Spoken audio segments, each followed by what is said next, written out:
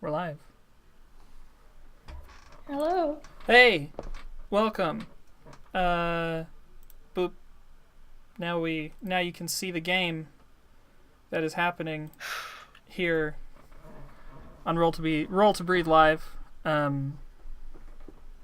If you're here, you probably know the whole spiel, but Don't mean to say it. you go ahead if you'd like to. I always like to say it. Hello, welcome to Roll to Breathe, the actual play podcast delivering thematically driven narratives with copious character melodrama. This is a stream that we've been doing as a part of the Roll to Craft Tabletop Jam, which we hosted during the month of March.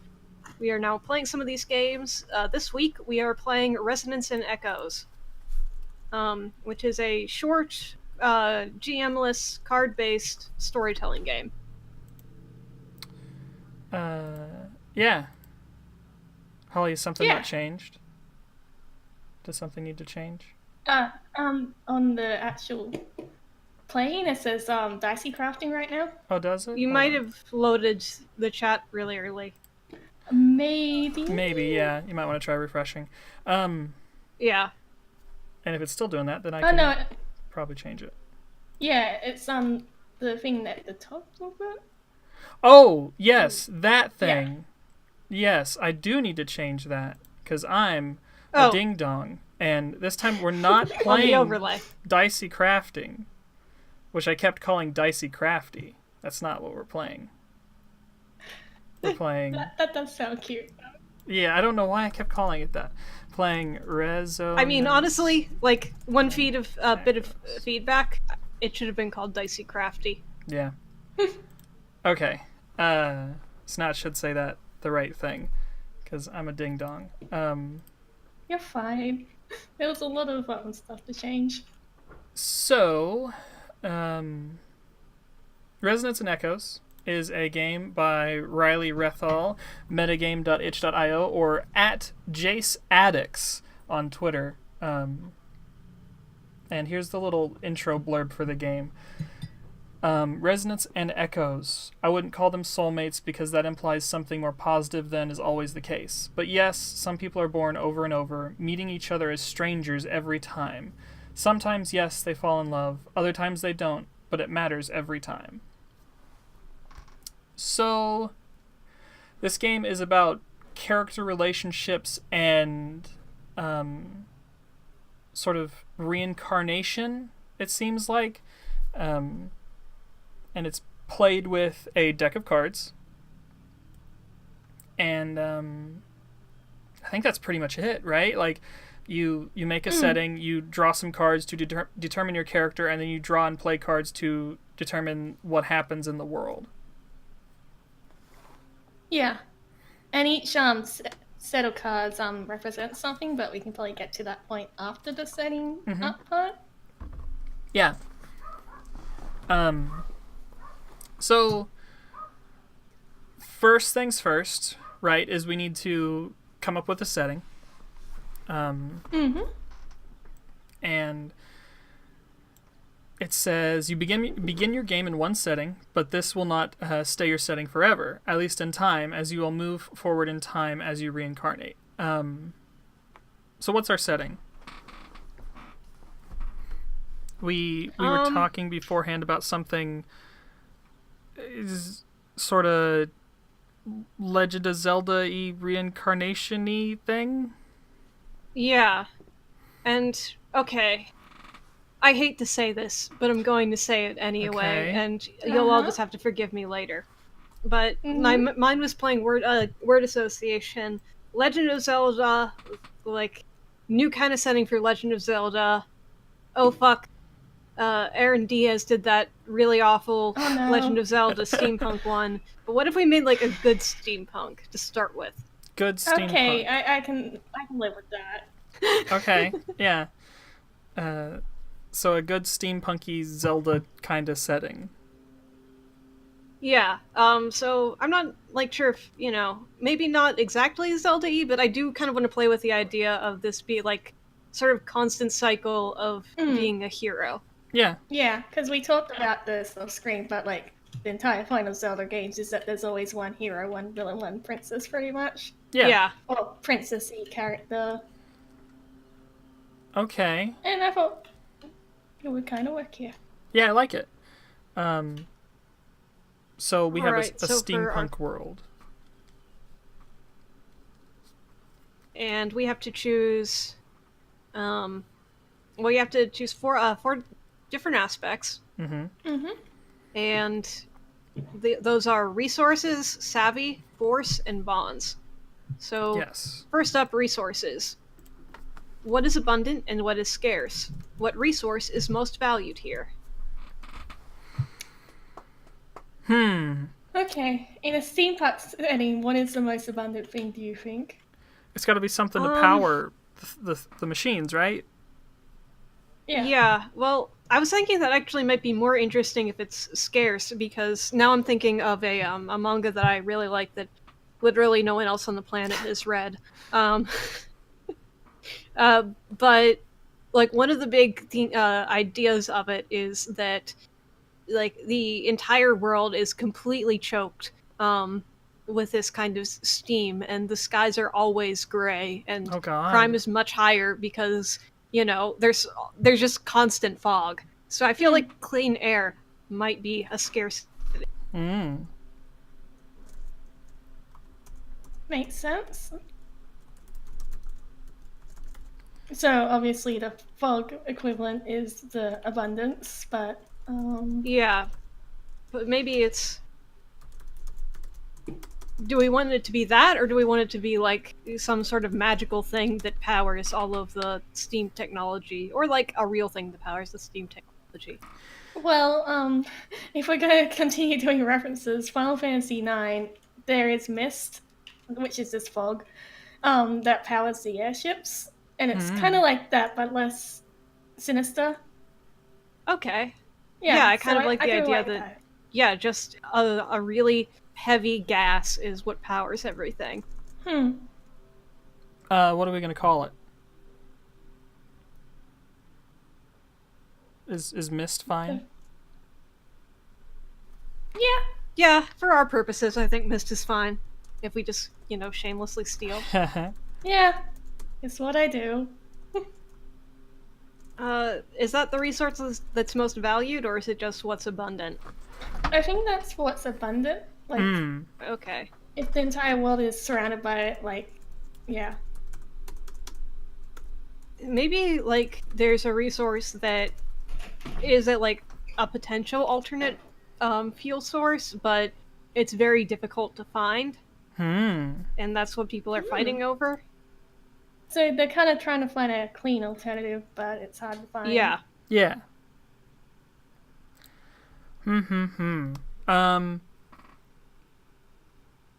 I mean, some kind of crystal, maybe. Fucking, if we're gonna go into this, it's always a crystal, right? Yeah, let's go. Okay, so this energy crystal is cleaner but harder to get. Yeah. Okay, so and I'll just throw out the name Animum, like anima plus the Animum. Okay.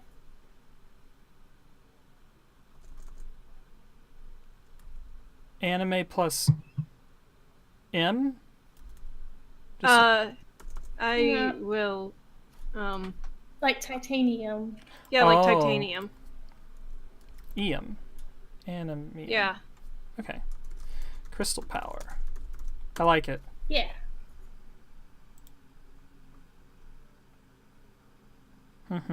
Okay. Okay. So, Savvy, what skills are valued here? What hierarchies exist, and how does one climb them? Hierarchies. So, I feel like hierarchies are probably based on who, he who controls the animum controls the world. Oh shit, what is Anima magnate. Yes.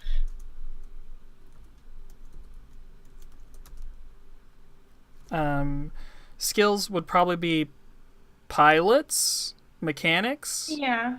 Yeah. All kinds of fun tinker types. Yeah. Are we sky pirates now? I think Maybe. we're sky pirates now. I'm liking this setting more and more. Okay, so how do you climb? I feel like we've already kind of You find, the resources. yeah, you find the resources. Yeah. I imagine there's like treasure hunters or people who send colonies out to find these Animanians. I Yeah. messed that word up, but you got it. I like it. And it's kind of like the gold rush. Yeah. Yeah. Force. How does one get paid attention to as an individual here? What makes people listen?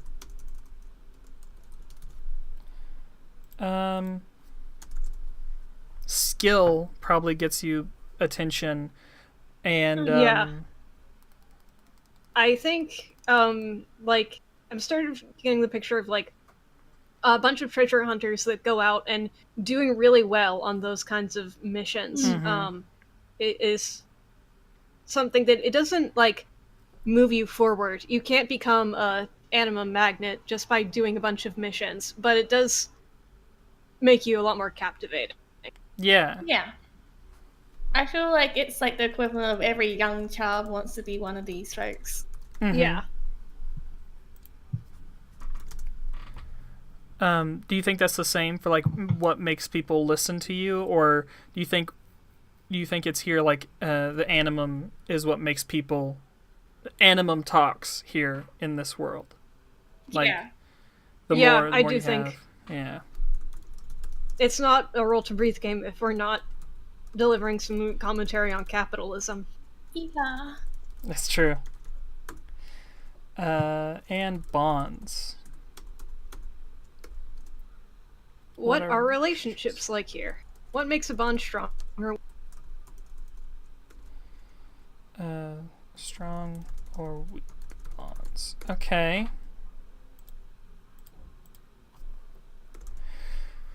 What are relationships like here? I got an achievement. Whoa. I think a lot of it is probably crews, right? Like, you have your crew. Yeah. Do you think people grow up in crews, or is this something almost like a coming of age thing? Like you go and find a crew? Maybe a bit of both. Like maybe Okay. some of the richer ones, so to speak, just inherit a crew. Yeah. Then the scrappy ones, they have to make their own crew and go up from there, kind of thing. Yeah. Yeah. Inherited or founded. Or found. Okay. But I imagine that bonds within a crew are pretty strong. But bonds, like, I imagine there's a lot of competition, like really fierce competition between different crews. Yeah, do you think there's like some crews that just literally like colonies? You go out in the name of this crew? Probably, yeah. Yeah. So, There's probably some crews that are so big they have sub crews. Yeah. So it's almost like a country of just airships and crews. Yeah. Yeah, that's cool. Okay. We need a name for this world because that's how I am. What do we call this place?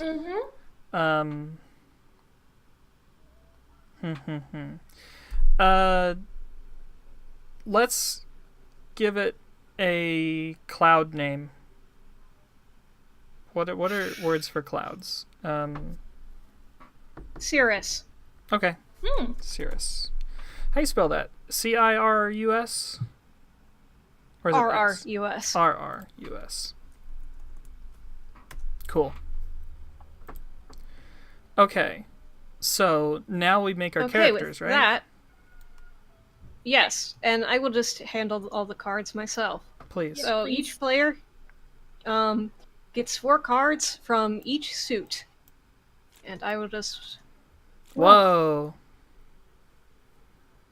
Okay. Oh, okay. I'm scared to click I think that anything. might have given us too many cards. 2, 3, I think 4, it's 3 5, from 6, each. 7, 8, 9, 10, 11, 12. No, this is right. You should have 12. Okay. Awesome. Then we can just delete the rest of these. Okay. And delete all these. Ba, ba, ba, ba. All right, so separate the deck into separate stacks for each suit. Each player draws 3 cards from each stack. Pick 4 cards, 1 of each suit, to form the base traits of your character and to determine how you relate to the aspects of this setting. Okay. Interesting. Okay. So I imagine we just play this, put these in front of us. Yeah. Yeah. Let's see. So a 2 to 5 is you have a problem with the aspect, what it is, what is it and why. 6 to 9 is you feel average about the aspect. 10 or face is you strongly identify with this aspect. And an ace is you have something special. God damn it, I keep trying to hit the trash button. Type here, type here, type here. Okay, so let's see. The first one is diamond, which is our resources. Okay, so we should probably all put it out each. Yep. Okay. I'm Hopefully gonna- I don't mess this up. Oh, you're bad. I'm bad. I'm bad at diamond. Okay. Well, I'm really good at diamond. Whoa. I'm also bad at diamond. I'm the filthy capitalist. Yeah. Oh no. Killer. All right. So you there are a bunch of like questions and stuff that you can answer about that. Yeah. Do you want to go by like one by one? We answer like our characters' questions one at a time. Yeah, I think that would probably be best. Sure. Your diamond card represents your material resources. Do you possess something this setting values? Do you want to go first, Meg? Sure. And mine is that if your card is an ace, you have something special, an item or ability that's powerful and maybe even otherworldly. What is it, and why is it a blessing and a curse? Do others know of it? Huh. This is really interesting. I think, like, if I just had a lot of animum, that would be a different story. But I think that I have something even different. Maybe when I was like out on an adventuring run, I ran into something that was, it looked a lot like animum, but it's like, it's sort of a weird cube, and if you, almost like a Rubik's kind of cube, and it has a bunch of like glowy lines through it, and if you play with it, occasionally it just like flashes and displays something. I still haven't really figured out what it is or what it does, but people have already been wanting it, and I think I've got some people chasing me down for it. You have a special cube. I like it. Yeah. Okay, so I guess we'll go around the table with me next. So I have a 4, which says if you have a card that is 2 to 5, you have a problem with this aspect. What is it and why? What about you gives this away? I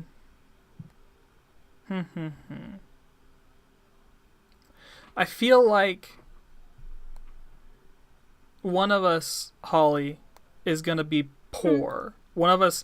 Oh, you know what? Yeah. I have some huge debt. Oh wait, no. No, I know this. So our resources are clean air, mist, and animum. I think my character has been their lungs are probably giving out on them, so they wear a mask all the time to try and breathe in better air. So some sort of like breather. So you have like a Darth Vader breath. Yeah. Oh my god, you do. I like that. And that's really cool. And actually, you were going on the same idea with the thing before you went with that idea of the depths. I think that's really fun. I think my character used to have a lot of them and then spent it all away somehow. Oh no. And now he's in depth. Or they are in depth, I don't know. Yeah. So you've got a gambling problem. Yeah. One of the things that this asks is, what about you gives this away? Do you like, are you wearing shitty clothes? Have you like,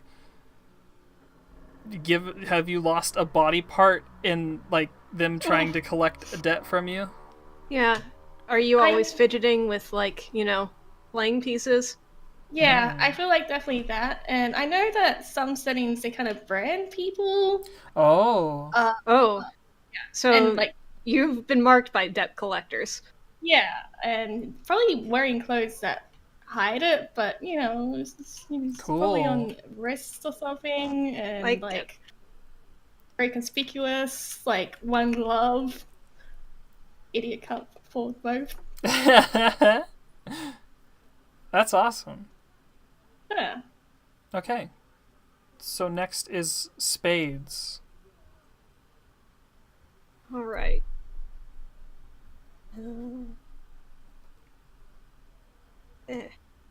Whoa. Got some good cards. May as well. Oh shit, Damn. We're all really good at this. Okay. So, My lowest spade is not very low, so... So, spades All right. cards represent your savvy. Do you have an understanding of how the social world works? Do you have skills that are useful here? So if your card is at 10 or a face, you strongly identify with this aspect. What about you gives this away? How do you feel about your increased power in this setting? I think that I am the son of a mist magnet who's been going into animum. Though I've tried to sort of like branch off on my own as an adventurer, a very sort of, you're not the boss of me, Dad. I'm gonna do what I want. And I do think that I look a lot like him. So that kind of gives me away. But I try and wear like some really heavy goggles and like a lot of sort of fancy adventuring equipment to try and make me, look a little bit different. Cool. So, do you have an understanding on how the social world works? Do you have skills that are useful here? I think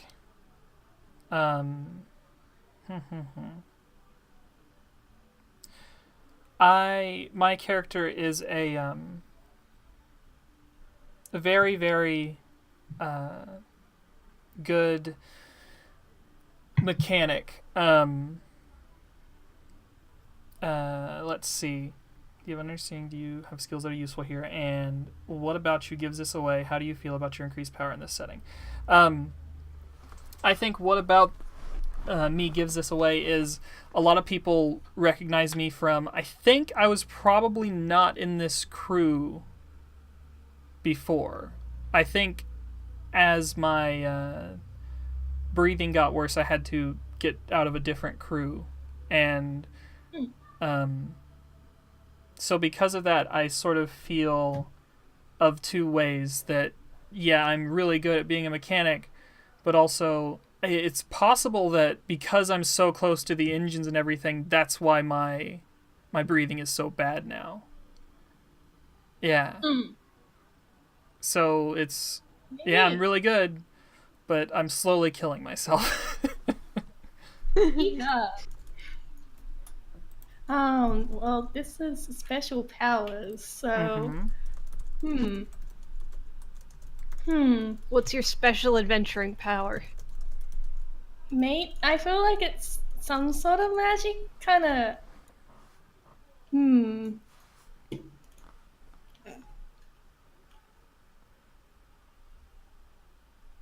My brain just went blank. Let's see. So this is.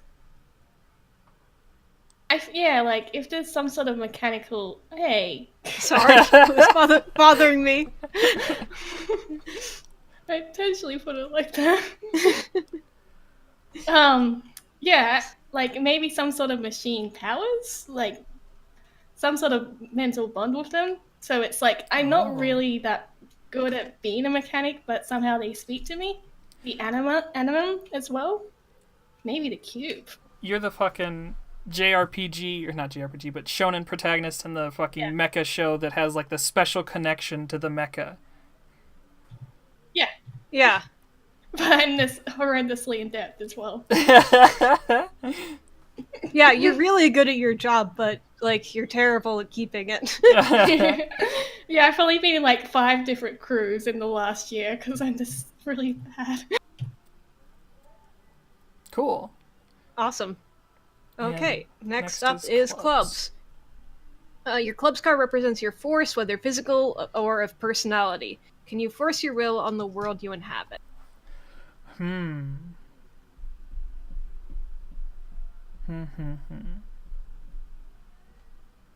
to keep my guy a little bit balanced. Yeah, I'm gonna be average here. Okay. Then I'll be strong. Dang, double strong. Yeah. Okay. So if I feel average about this aspect, it doesn't really have any extra questions with that.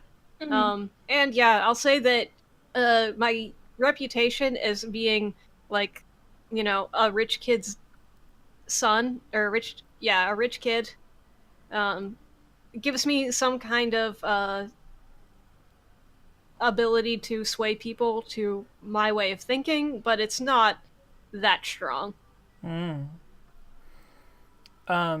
So I picked a face card. Let's see. Can you force your will on the world you inhabit? I think because I am well known, I have this good track record of, I'm known as like a pretty good scavenger or pilot or mechanic, and I usually work with real good crews. So maybe I'm the one keeping this crew afloat, being able to get good jobs and stuff, is my reputation. And let's see. What about this gives me away? I think I imagine you have a really big presence, considering that you have that rebreather and everything. Yeah, I like that. I'm just kind of scary. You think people are intimidated by you? Yeah. I have to say, I'm basically just picturing a Basque right now. And can I force my will on the world? Yeah. People listen to me because of my track record and because I'm kind of intimidating. And I like that. I like to be intimidating. I don't know if my character is an actual mean person, but I definitely like having that power over people.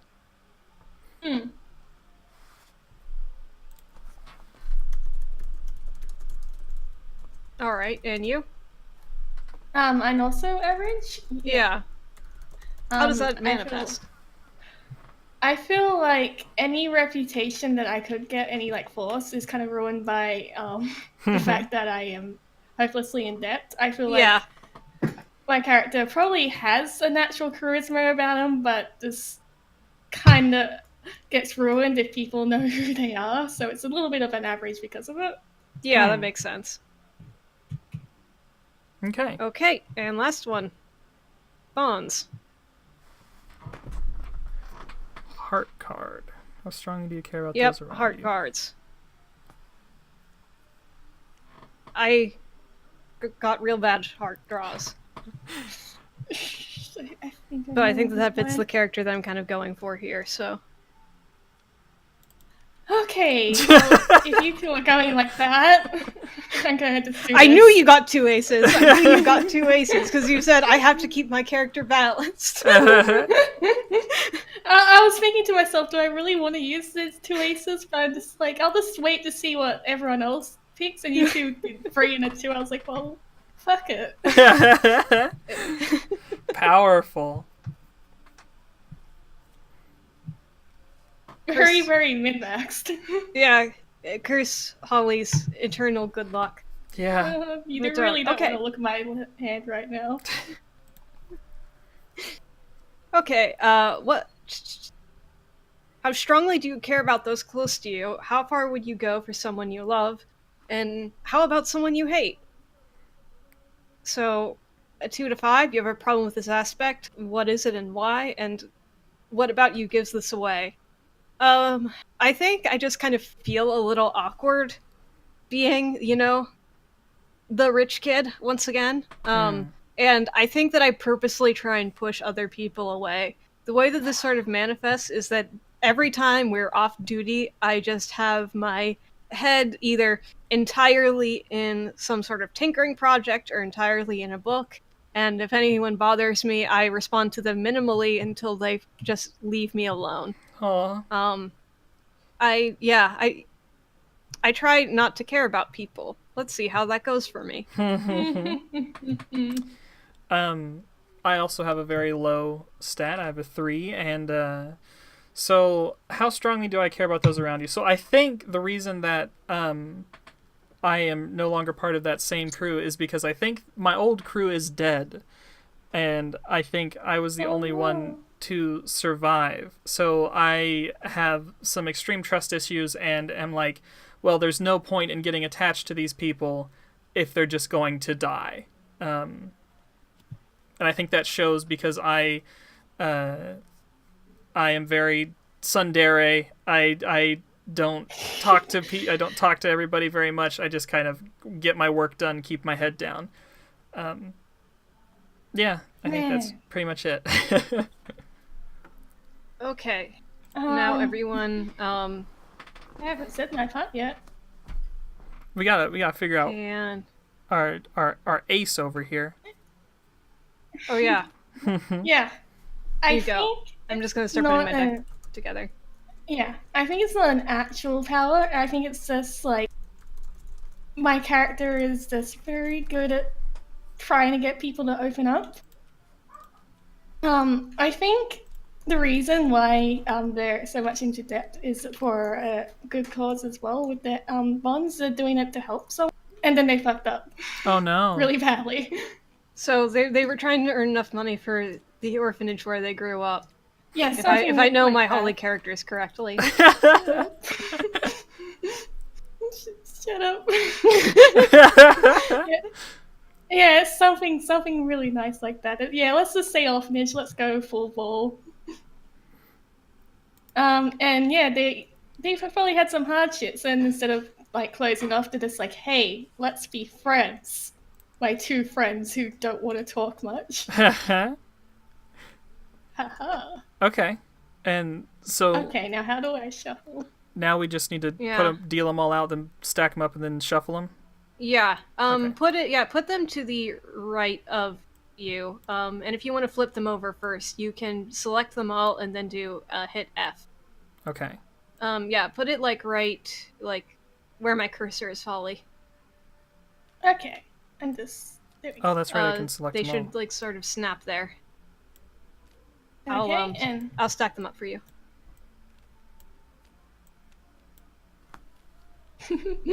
I really like the physics. Shuffle. There. Ooh. Yeah, it's, if you just highlight it and then press the R key a bunch of times, it's very satisfying. And then just right click and draw 3.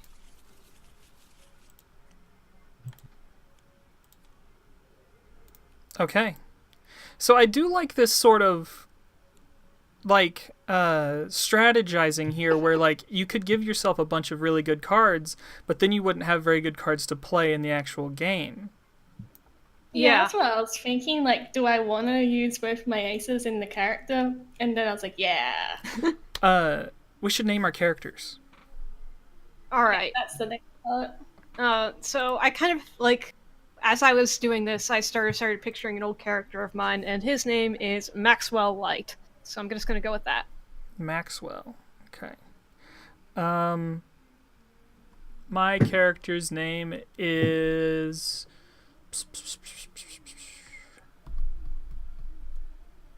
His name is fucking.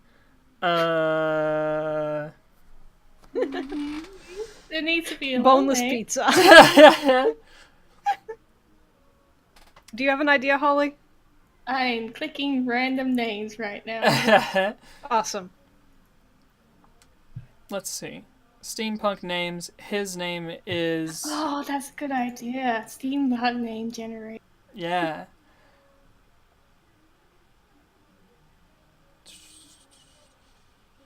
I'm gonna link it in voice it.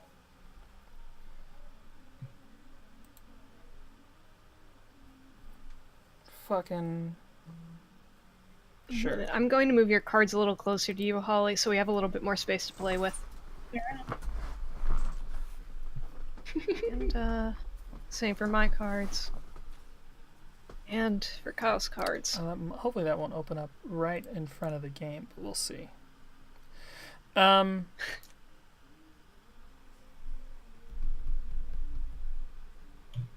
Shit. Alright. My name is Hector Edgar Betteridge. That's pretty good. Good old Ed. Edgar.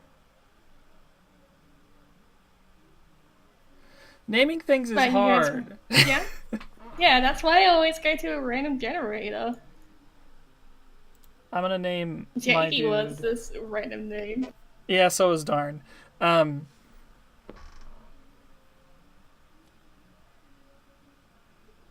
Shit. Fucking.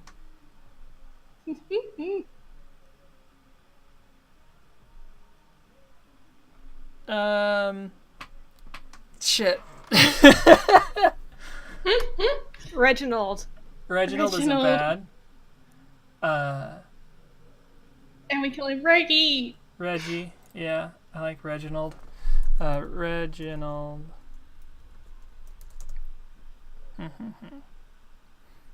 Yep, Reginald is fine. Reginald, fucking.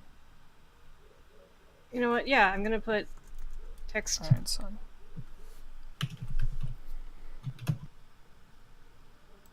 Close that. I don't need that anymore. Yeah, Reginald.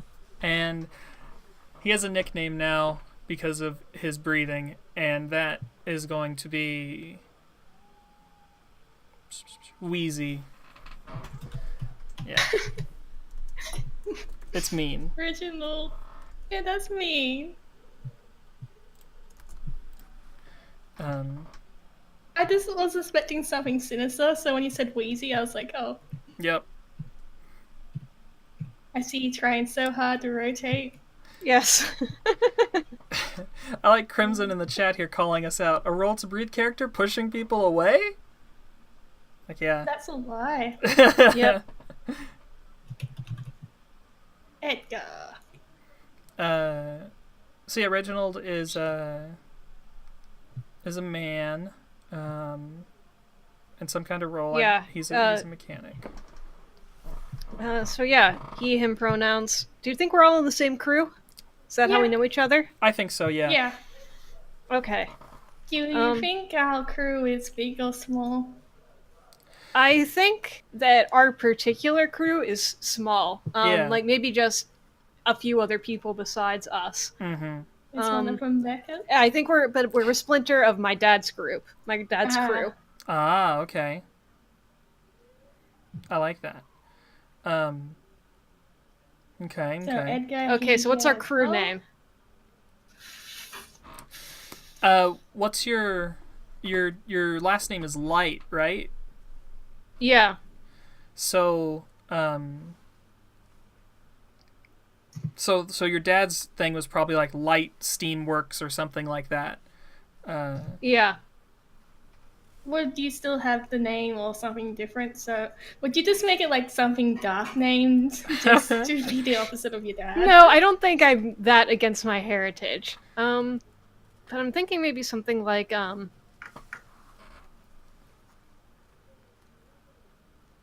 The Shining something.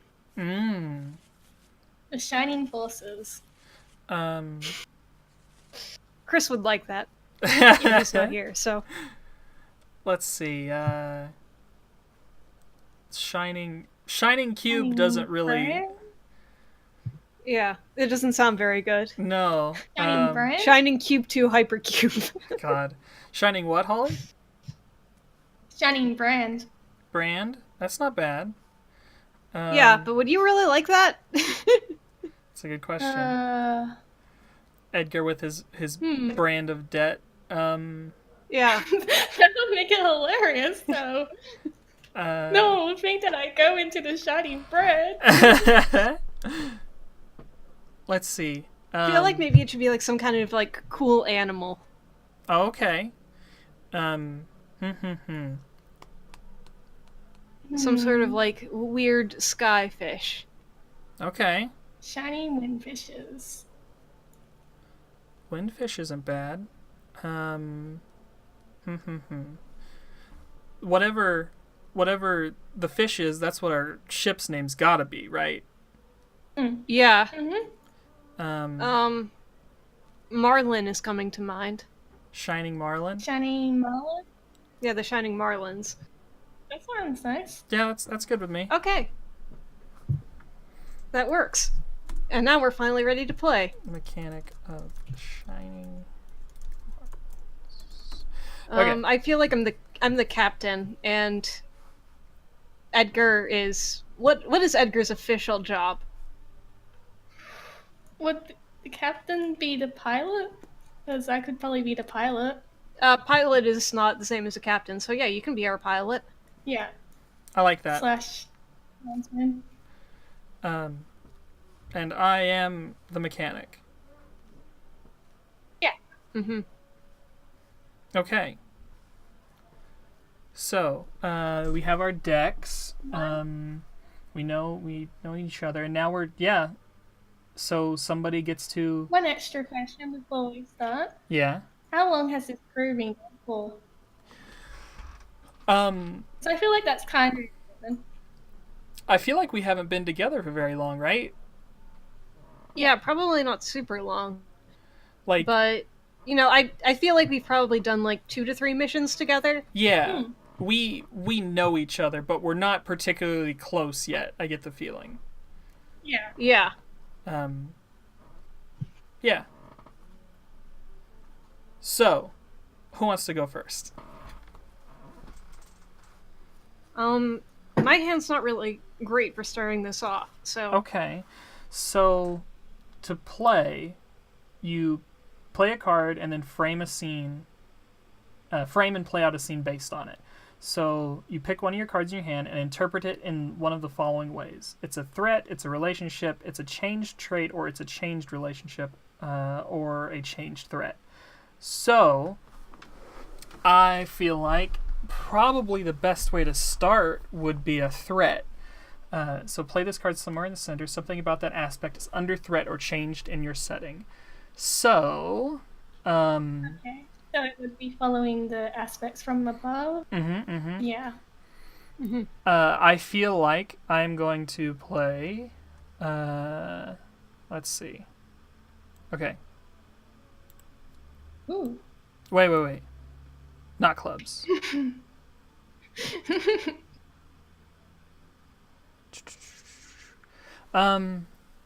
It might be clubs though. That could be interesting. What are you going for in terms of... Okay. We have just gotten a job or a lead maybe. And it's a very, very dangerous one. Maybe not very, very dangerous, but this is dangerous. This is above the kind of things that we've done previously, I think.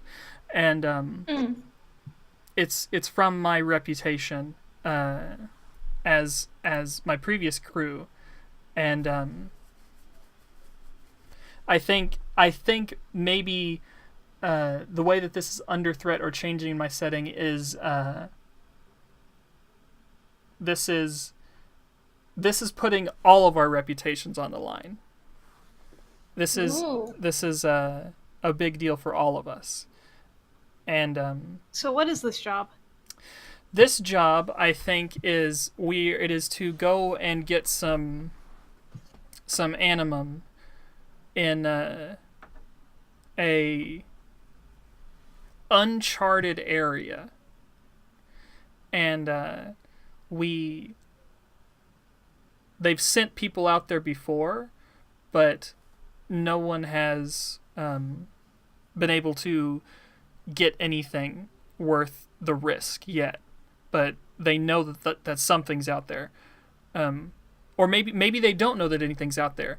But we have staked, everything. Maybe we don't have, no, because that would be resources. But we've like promised or something to go out and get something from there.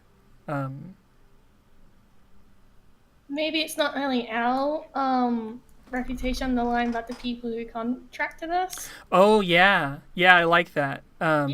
Yeah. Yeah. So now we let's see. And let's see, what does it say? Play frames and plays out a scene. So I think the scene is like I don't know if it's just me or if it's all of us, but I'm for sure there. And I've been invited into an office, and it's like, I don't know if it's I think this might be kind of shady. And like, I'm in this office of this dude who's like fat, and he's like smoking a cigar. And he's got like a whole bunch of rings on his fingers. And Yeah. I'm leaning against the wall like I'm Squall. Oh gosh. And he tells us that this job is, if you can pull it off, then you'd be richer than you could imagine in animum. But if you screw it up, then you'll probably be good as dead. And I'm like, it's not an issue, sir. It's if we'll. There's nothing that a ship of mine can't handle. And I think that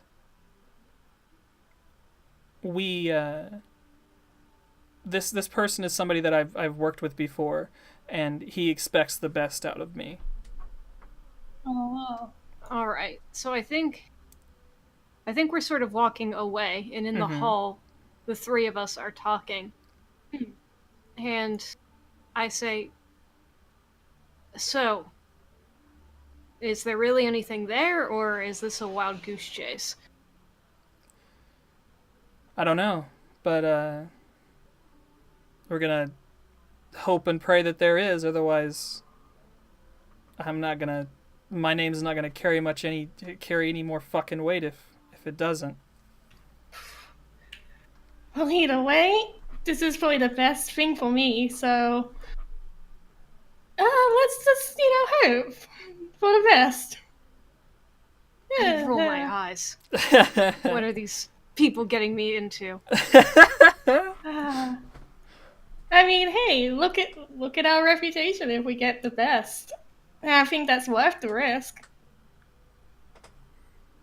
And yeah, I'm thinking about, my family and everything, and I guess I say, I guess you're right, that we better find something good here.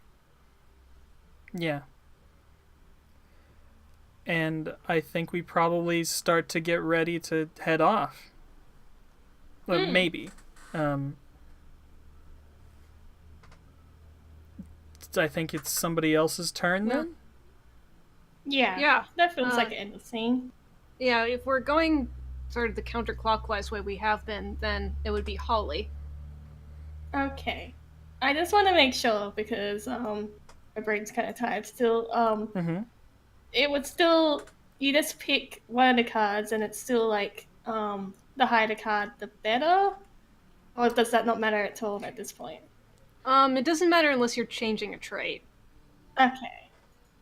Like if you play something over the current threat that's higher, then that threat has gotten worse. Oh, okay, so okay. if for example I thought if Kyle had like a 7 and I put a 8, then the threat would be higher. Is that how it works? Okay. That's how I understand it from the rules. Okay. I think this one. I'll try and move it. How do I rotate? Nope. It can stay like that. Yeah. Here, let me. Huh? How did I put them together? So what I meant to do. Okay. What So this is how savvy. is this a threat or relationship or what are you doing? It looks like you want to play a threat over top of that threat, so it's a change threat. Oh. Well, unless you want to do something else. You should probably be reading the rules for the playing a turn. I am. Okay.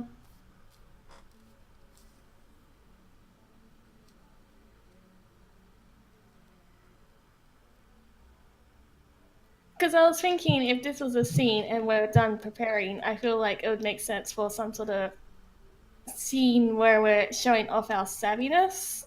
So would that be a relationship? And I feel like, yeah, that makes sense? It could be a relationship. What relationship is it? Yeah. Yeah, because you need to put it between yourself and another player, if that's the case. Oh, yeah. Okay.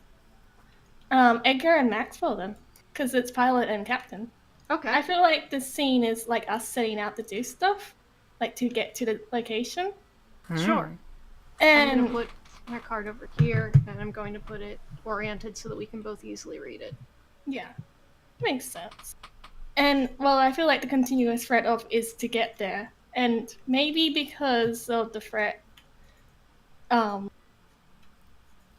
Sorry, words are tough, but I'm just kind of picturing, like, us trying to get there, and it's because of the threat is hard to get to. I feel like it's a relationship about how our skills are good, hence spades, So it's sort of a, like... Maybe we're going through some sort of, like, fog storm. Sky rift of some sort. Whoa. Of just, like, a bunch of difficult wind rifts and a bunch of stones and things like that. And you're piloting, and I'm sort of telling you, giving you some directions on what you should be doing. But sometimes even before I get a sentence out, I'm already doing it. You already did it. Yeah. And I feel like in this world, do you think there's like monsters and like there's obviously windfish, so maybe it's just like we're going through a kind of like a ripple of fish. Whoa. Yeah, that could be good. So I think that you're piloting, and once I realize that like you don't even really need any help piloting, I'm going to run out on deck and I'm going to start fighting off the fish. Hell yeah. Whoa. And it's a really cool action scene where I pull out like some kind of harpoon. And there's a big one, and I ram the big one. Yeah, and I think even Reginald gets involved here, and that we're just shouting through those tubes on the ship and giving each other a bunch of directions. Yeah. So it's like a freeway, and a bit of the other crew is probably interacting, but it's like one of those big interactive battle sequences in an RPG. Yeah, of course. Like ship battles. Now I'm thinking, I'm also more video game references. Skies for Arcadia. Yeah. So like this is like a combination of three of us working together to get through. This was probably the part like on the charts where everyone was having problems, so everyone was concerned about this. Yeah. But we're actually skilled at our jobs. Whoa. All of us. What the fuck? I like it. Very nice. Yeah. Okay. So, I think I'm going to play a change threat. Hmm. Oh, wait.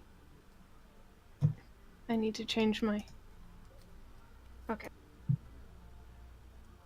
So, we get through the storm eventually. Mm-hmm. It takes a good long while, Yeah.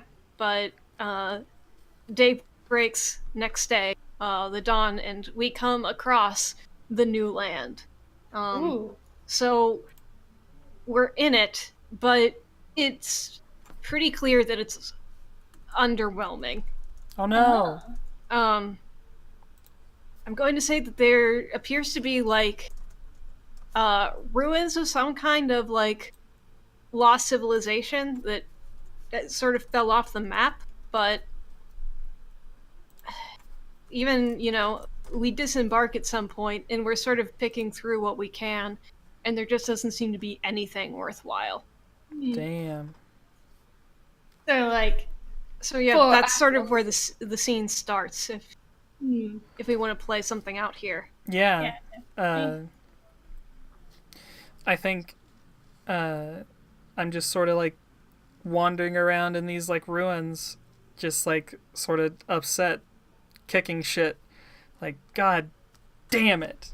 Damn it. Came all this way, fought tooth and nail just to fucking get here.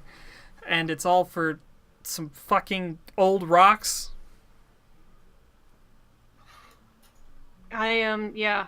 And I'm sort of just. I'm trying not to have quite the same sort of reaction. I have to keep a straight face as the captain, but I'm like. I burst through some sort of like door, and there's nothing really in there, and I shout out to Edgar, well, have you found anything? Well, no. But we gotta just keep looking, right? It's an entire island. Maybe there's just like a secret portal or something. Something has to be here, right? Right? It's like I feel like he's just like nervously twitching, like almost there, almost at Reginald's level, but the opposite way. Like, hey, there has to be something. There has to be. Edgar's in denial. Yeah. Look around, Ed. There's not shit here. Whatever was here is dead or gone or fucking. Maybe there was nothing here in the fucking first place. Well, we can't just give up now. We have to go back with something. Yeah, I guess so. Ed's right. Just we'll keep looking, and once the sun goes down, we'll make camp. Start over the next day. And I feel like the scene of is just everyone looking and finding nothing. Yeah. Yeah. Okay. My turn. Diamond is resources. Okay, so.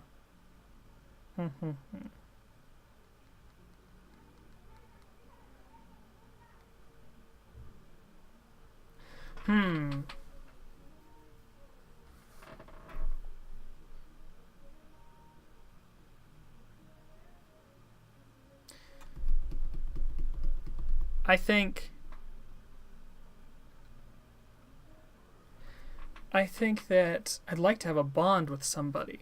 I'm trying to think how I would use that. Yeah.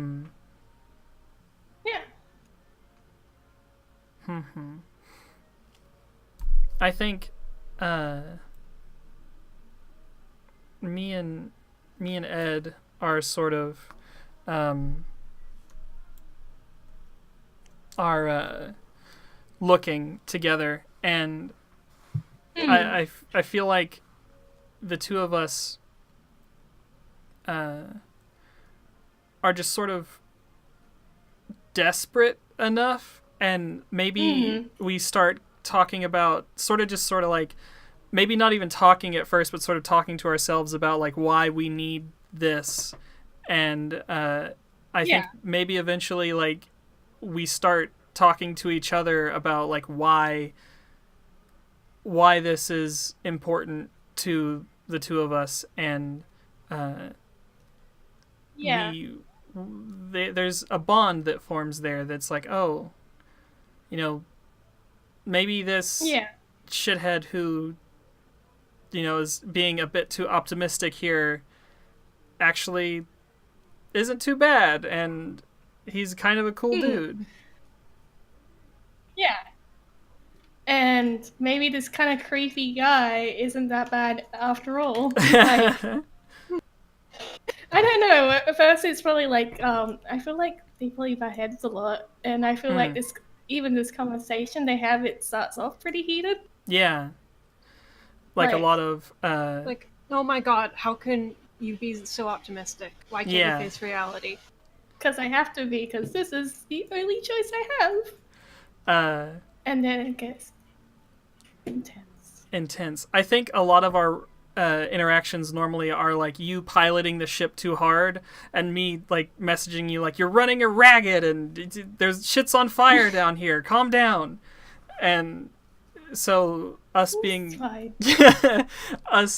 we already have this really like intense relationship, and so it's nice to sort of it's sort of feeling like a different kind of intensity where it's like we are both very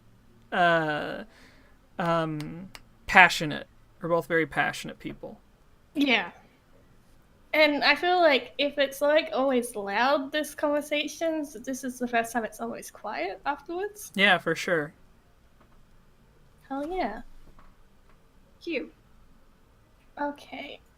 Hopefully I'm doing this right, but I think I got an idea for the next scene. So if I put this down, well, fancy.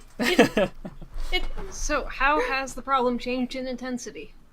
Because you escalated it a lot. Yes, I did. I feel like something happens when we go to camp at night, like, you know, we all set out outside, probably in the middle of the city. Mm-hmm. And, you know, I feel like it's a bit of a gloomy atmosphere right now. But as soon as the moon rises, I feel like the city changes. Oh. I don't think it itself gets more resources or anything, but like it lights up. And I feel like, let's say there was some sort of globe-like thing in the center, and it's like mostly busted, but the moon hits it, and I feel like it starts to make a beacon off into the distance. And, well, in this sense, I feel like at least Edgar, it feels like a treasure hunt, and maybe that there is something onwards that way. Like it's leading deeper inland into the island. Yeah, that's cool. Yeah, it's deeper inland. Yeah. The idea of more treasure, or something here. Yeah. There's something here. It's something worthwhile if it has something like this, like dramatic effect. Yeah. So do you think maybe someone was like just fucking being the lookout while everybody else was sleeping, and Yeah, I think it was probably Edgar. Yeah.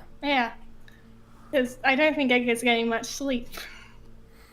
Yeah, so that happens. I feel like, and I just wake everyone up. I'm just like, look, something weird is happening. Something really weird is happening. I get like a lot of question marks, but then I'm like, oh, shit. There's gotta be something there. Yeah. Like, this is probably the thing that we're looking for after all. Alright, gentlemen.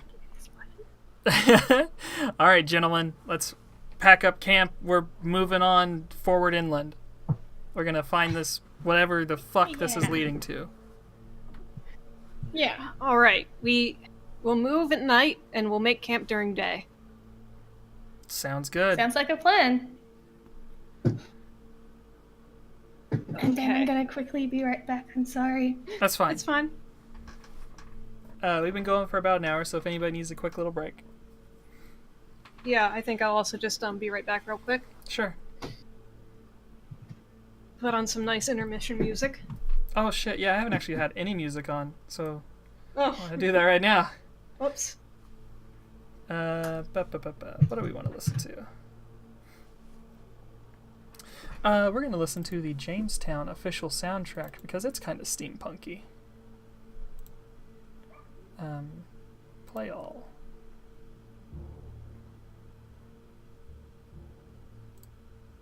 Hopefully that's not too loud. If it gets too loud, just tell me. Just want some nice.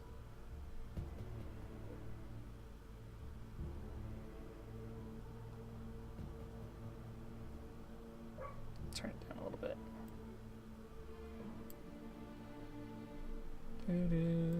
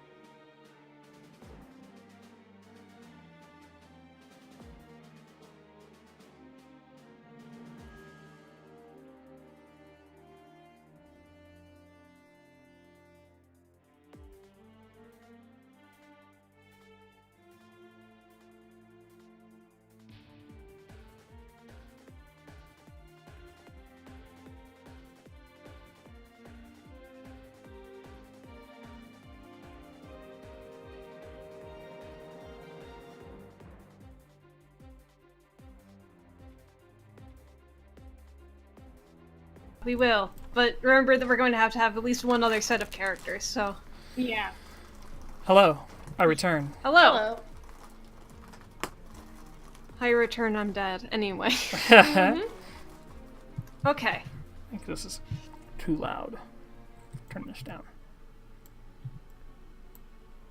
I think I'm going to add another, I'm gonna change the thread again. Woo. Because I can. Okay. Hmm. So,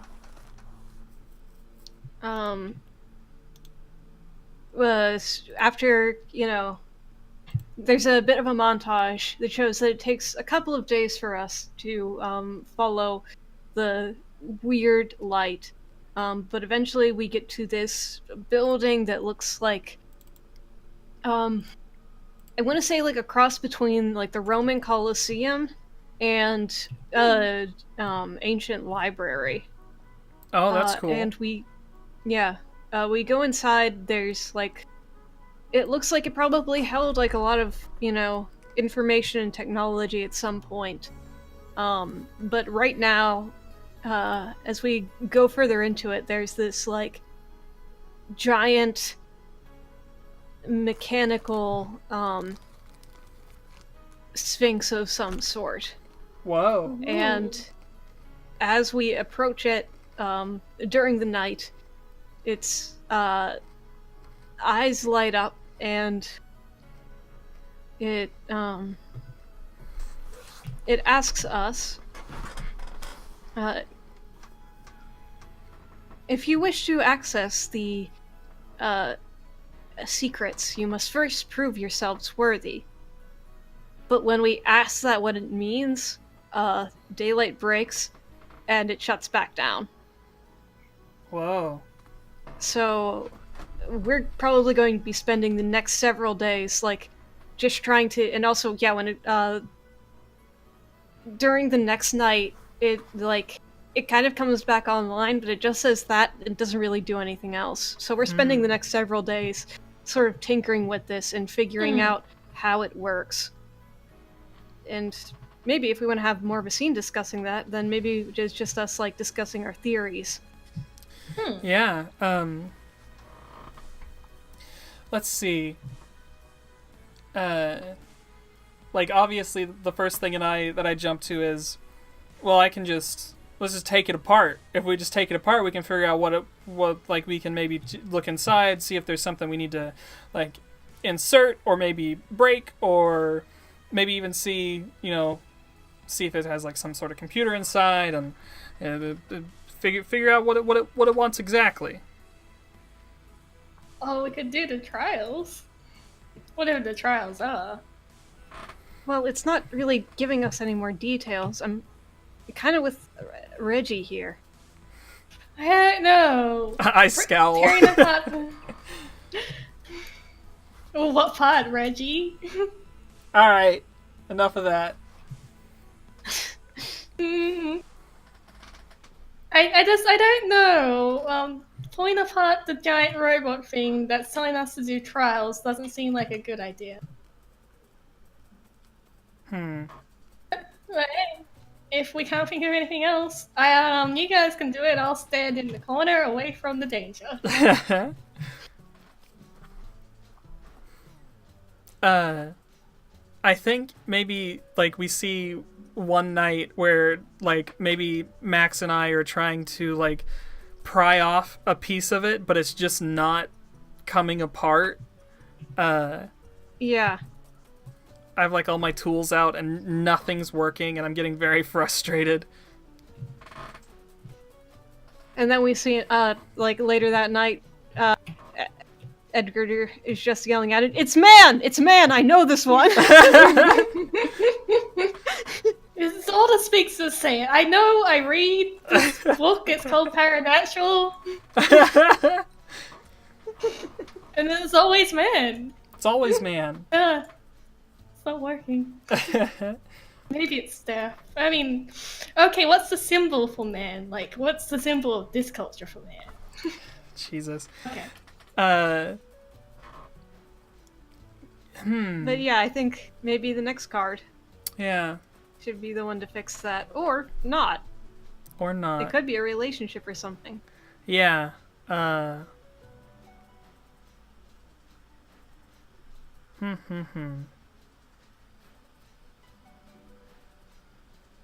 have my one card left. And I'm not sure, like, I feel like maybe the resolution system in this game is you place a lower threat. Maybe that seems like maybe how that would work, because there's not really, it doesn't seem there's like a system for resolution. So yeah, I don't think they're like, I think maybe the resolution is just whatever happens at the end of our lives. The last card, yeah. Okay. Then I think I'd like a relationship between all of us, and I think I'm going to put this one here between me and Maxwell. And it is the Four of Spades. So everyone only relates to me and their prowess. Yeah.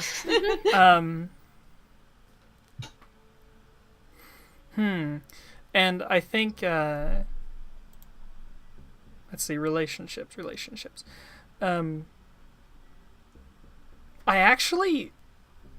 I think I don't like Maxwell very much. I feel like Maxwell has like here's what happens. Are we rivals? I think like I think I have a bad temper, and I think I'm just looking to take it out on somebody, and so like stuff just isn't working, and I'm like, if we had a pilot that actually knew, or a captain that actually knew what the fuck he was doing and wasn't just some rich kid giving a crew, then maybe we could get out of this situation. Excuse me? I'm not... My dad has nothing to do with me. I am here on my own talents. And I like just sort of like spin around with my arms out and say, your talent sure got us far, kid. Stuck in front of a fucking sphinx on some planet on a wild goose chase. Who was the one who took this job? that makes me very flustered because obviously it was me, and I'm like, if I wasn't in that fucking engine room, then this, you know what? I don't need to deal with this. And I just sort of like stomp off into like the woods. I feel like in the entire scene, it's just me in the corner going, uh-oh. Uh-oh. Oh, crap. And I think that's probably it. Mm-hmm. Oh, dear.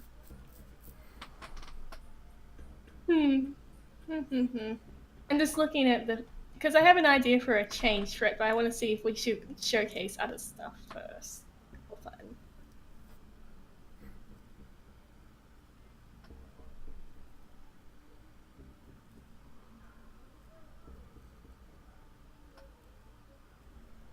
I do think it's cool that you can change your trait, but the only card I have left won't change it at all, so... But... 8 of clubs. Which is force and physical personality. Yeah.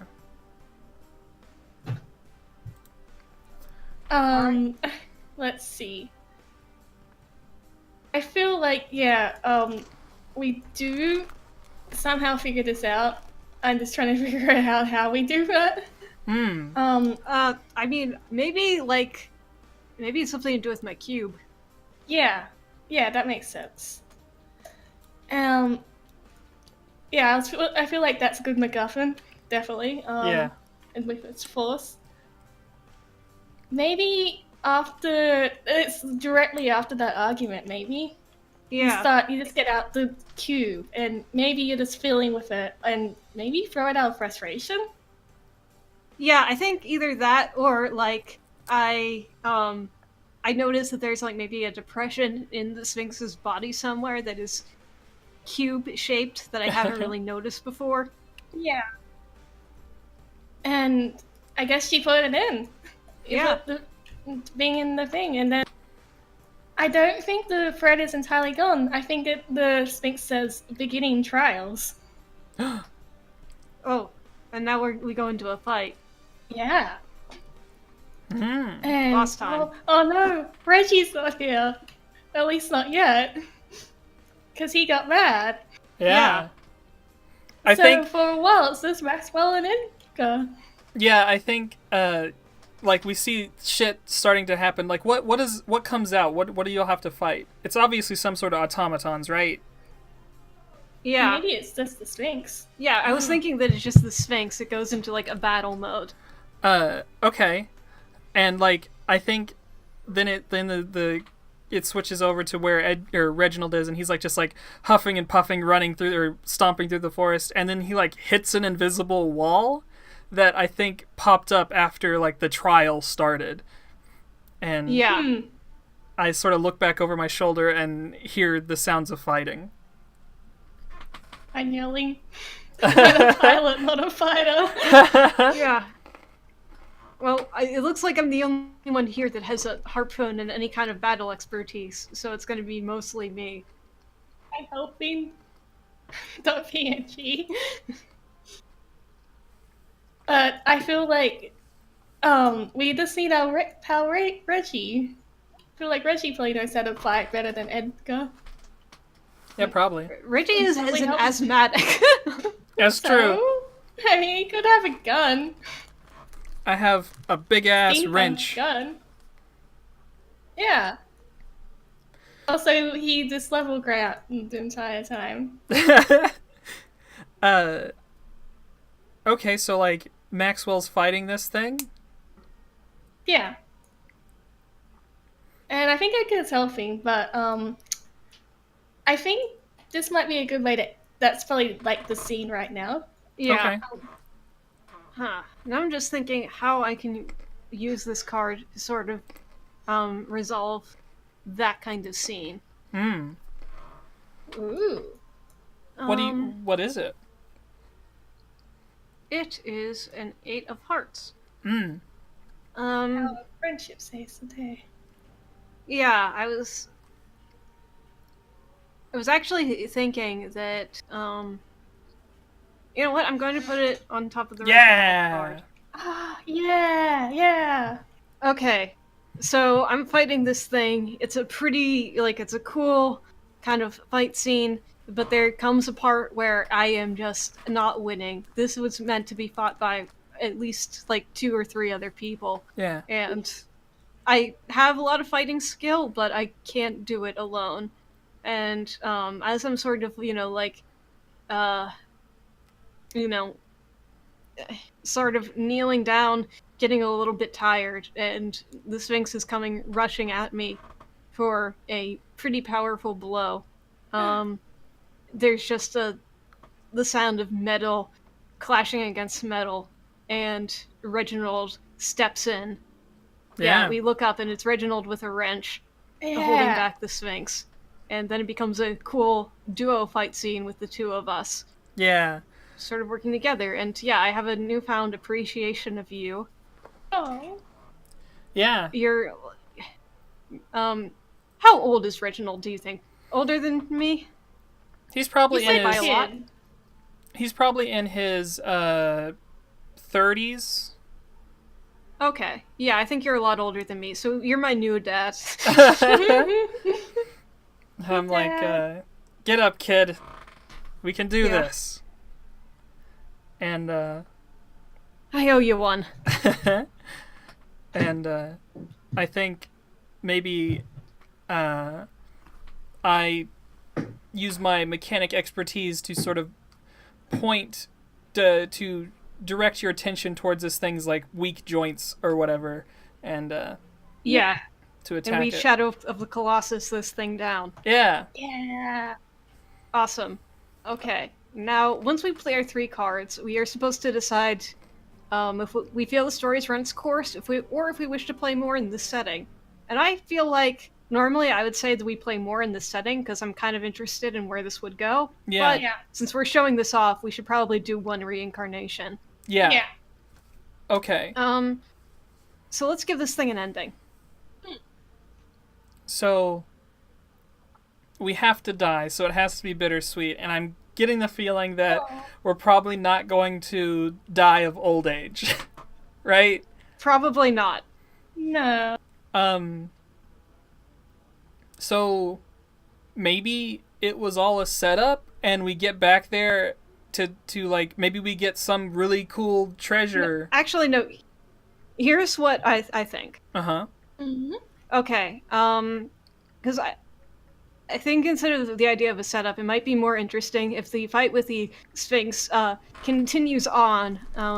But like when it is ended, maybe like Reginald is mortally wounded, and you just feel like go on.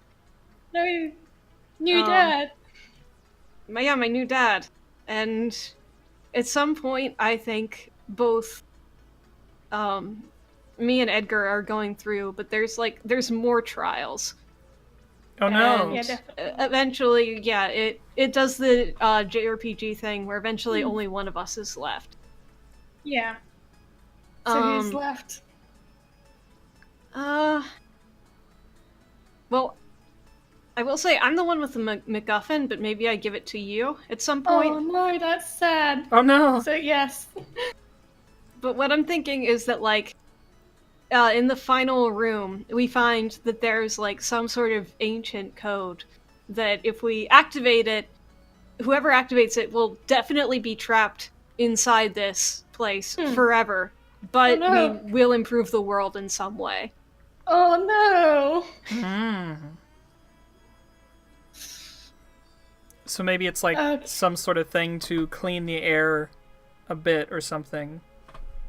Yeah, it yeah. can, like, some sort of purification kind of Mm-hmm. project that can make the air breathable, but needs constant monitoring of some sort. Well, I have the machine empathy kind of thing. Yeah. Yeah, and I feel And you have like the cube now. I have the cube, and I also feel like Edgar wants to make up for the fact that he didn't really help in the Sphinx battle at all. Yeah. And Maxwell is probably younger, so he makes Maxwell go. Ah, yeah. So, yeah, I guess that, am I the only one leaving? Yeah, I think everyone else is dead Yeah. or gonna be trapped here. Yeah, but yeah, I don't really have a pilot, so I'm not sure if I can make it back out of this place. Oh dang. So maybe with the other scant few crew members I have, we just sort of set up a bit of a, like, a bit of a research base. And, hopefully, like, our lessons will go on to a future, life. A future generation, but not this one. Sad now. I like that. I like it a lot. Yeah. Okay. Alright. So, once the settings come to an end, you begin again, but not completely anew. Discard all threat cards on the table, then take all unused and discarded cards and shuffle them together, then deal them to each player so that they have up to 8 cards in their decks again. But our character cards stay the same, right? Yeah, and I think our relationship cards stay the same, Yeah. but maybe our, like, the previous relationships, if there are any, probably get discarded. Yeah. So... See, this part's really cool because, like, we're going to be playing similar characters and have similar relationships, but in a totally new world. But they don't know each other. Yeah. Like, this is some good, like, time travel bullshit.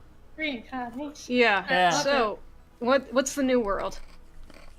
Is it still the same world, but now with a better... because of the changes we made in the past life? Maybe. Maybe it's a, more advanced version of, our world. Sometime much, much further in the future. Yeah, and all the fog, the mist is gone now. Or maybe it is still around, but more like a threat. Condensed. Yeah, so it's more in pockets. And technology is advanced. I think Animum has sort of, officially sort of gotten further. And that filtration thing helped somehow as well. Okay, world 2. Ooh. So abundance would be animum technology. Yeah. What's the scarcity now? Fog. Mist. Well, but isn't that like a good thing? Yeah. Yeah. What's something that we need?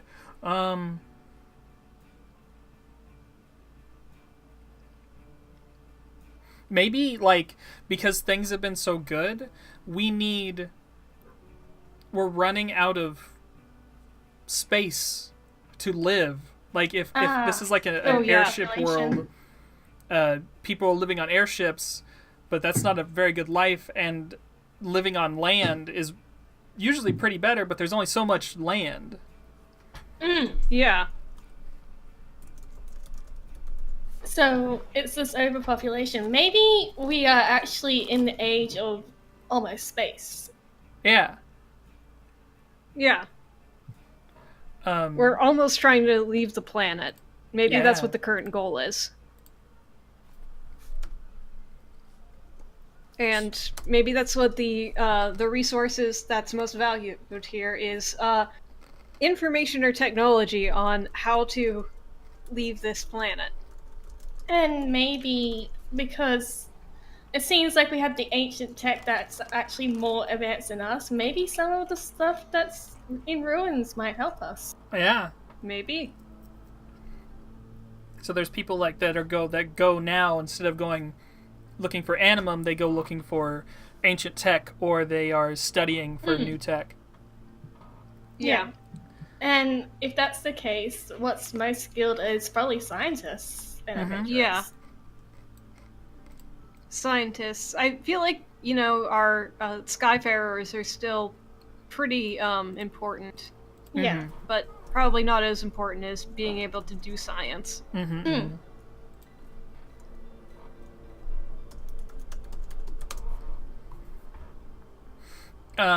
Okay.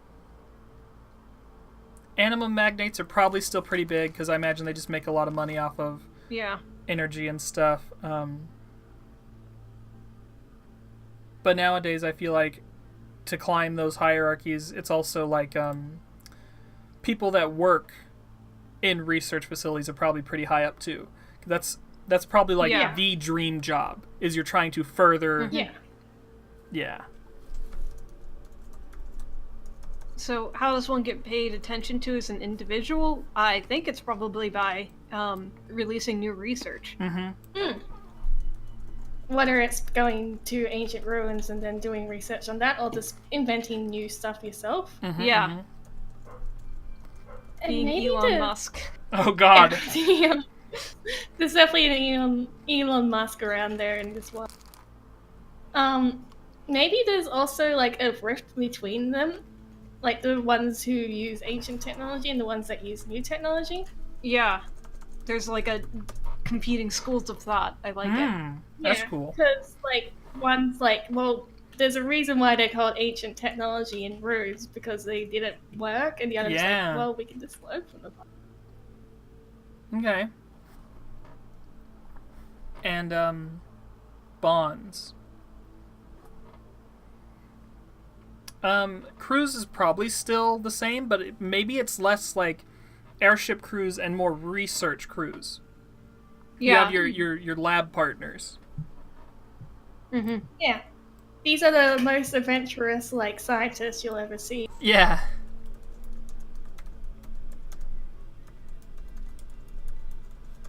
Okay. So, let's introduce our characters. Yeah. I can go first because I'm sort of getting some ideas here. I think that my character is actually like a descendant of our original crew.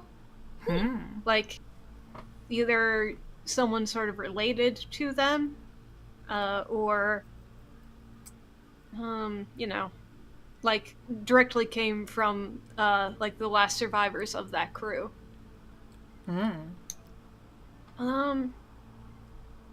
So let's see.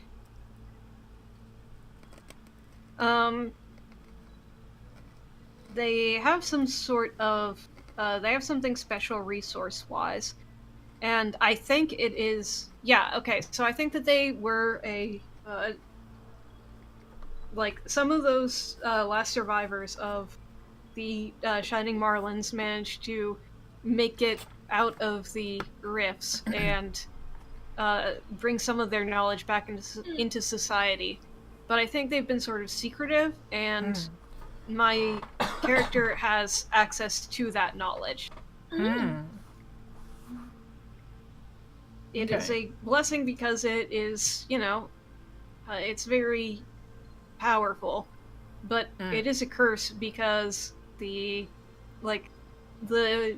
new technology school of thought is very against this, because it is so much more advanced than anything that they've been able to come up with, and they don't want that. Yeah. They jealous. Okay. Do you want to go through all your stuff? Yeah, I think let's just go through all of our stuff now that we have it all on the table. Sounds good. So, Savvy, yeah, I am a accomplished researcher in my own right. My specialty is, let's see, what is my specialty? I'm not sure that I'm in some sort of like a captain or head role this time. I think that I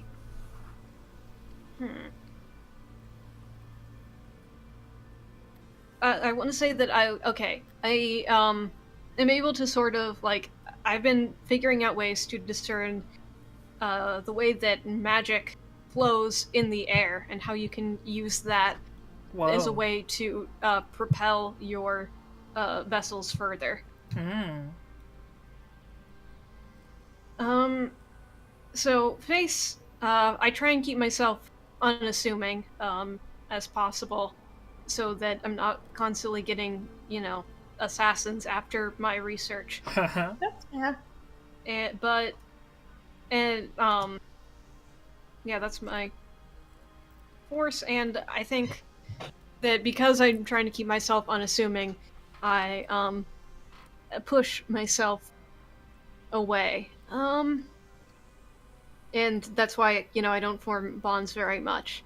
I think that I actually, wear either, a hood or a mask at most times. And that's what kind of distinguishes me. So that people don't get too attached to me. I see. Are you Maxwell again? I'm not sure that I'm Maxwell. Okay. But I haven't figured out a name or even a pronoun yet, so... Okay. Alright, so... First is Diamond. Let's see. 2 to 5. You have a problem with this aspect. What is it and why? I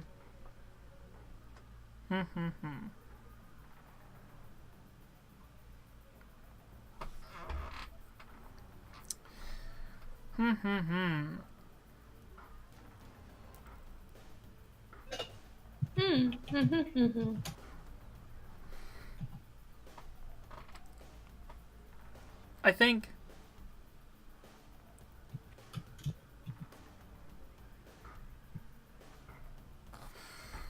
because it says you have a problem with this aspect. I wonder if that means if my character thinks that trying to get off of the planet is the wrong way to solve this. Ooh. I like that. So, I think this shows by me trying to figure out a way to see what's beneath the clouds and to make, to try and figure out a way to make more space here on this planet.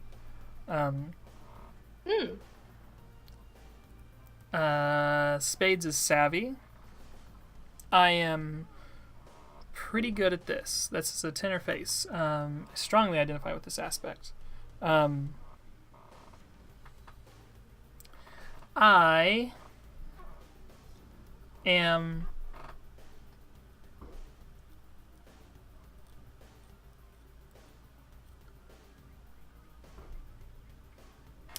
I'm also a scientist.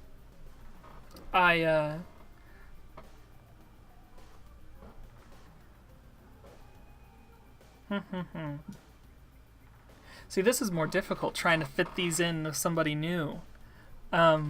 Yeah.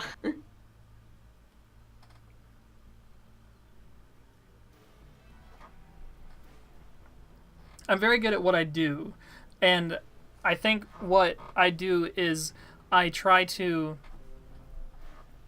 Okay, I try to sort of look at both the current tech that people are making and also the ancient tech, and try and see if I can work them together to.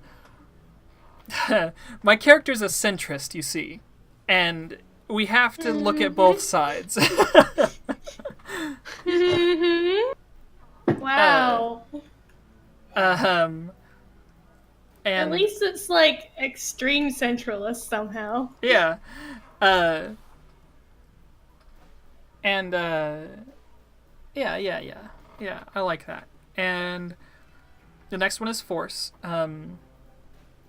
My character isn't. I don't think my character is particularly big, but my character is particularly loud. And I think I've come up with some interesting ideas that sort of have, got some attention on me. Some ideas that are like, okay, so maybe this person isn't totally full of bullshit. Maybe there's some interesting ideas here that we could use. So I don't think there's a lot of people that are on my side regarding staying on the planet, but I do have a lot of backing because I've had results in the past. And Bonds is very low because I'm kind of an asshole who who like sort of looks down on other people that are just wanting to leave the planet. Like, oh, of course, you just want to leave, just give up and ruin this planet and go somewhere else. And it's like, all right, fine. Yeah, that's my character. Leave then. Yeah. Okay. Okay. By the way, I've picked a name. It is Nico, and pronouns are they, them. Okay. Oh, that's cute. I think I got mine. So, free is, of course, you have a problem with this aspect? I think I live in the one of the extremely overpopulated cities. Ah. Yeah, well, at least that's where I came from, and I feel like maybe I even came from the same orphanage that Edgar was trying to save. Oh. And I suspect them in like one of the most populated places in the entire world, and I think there might even just be like the way it's obvious is just the way I speak. Maybe a certain accent comes out of it, or the way we dress and stuff like that. It's like you can look at them and you go, "Oh, it's a city folk" or something like that. Yeah. Or I need a city name, some sort of folk that comes from that. A city name. City name.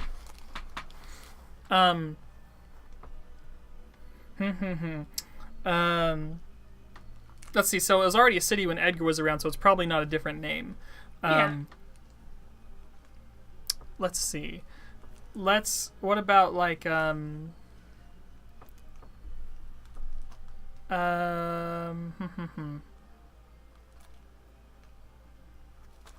steel, copper. Copper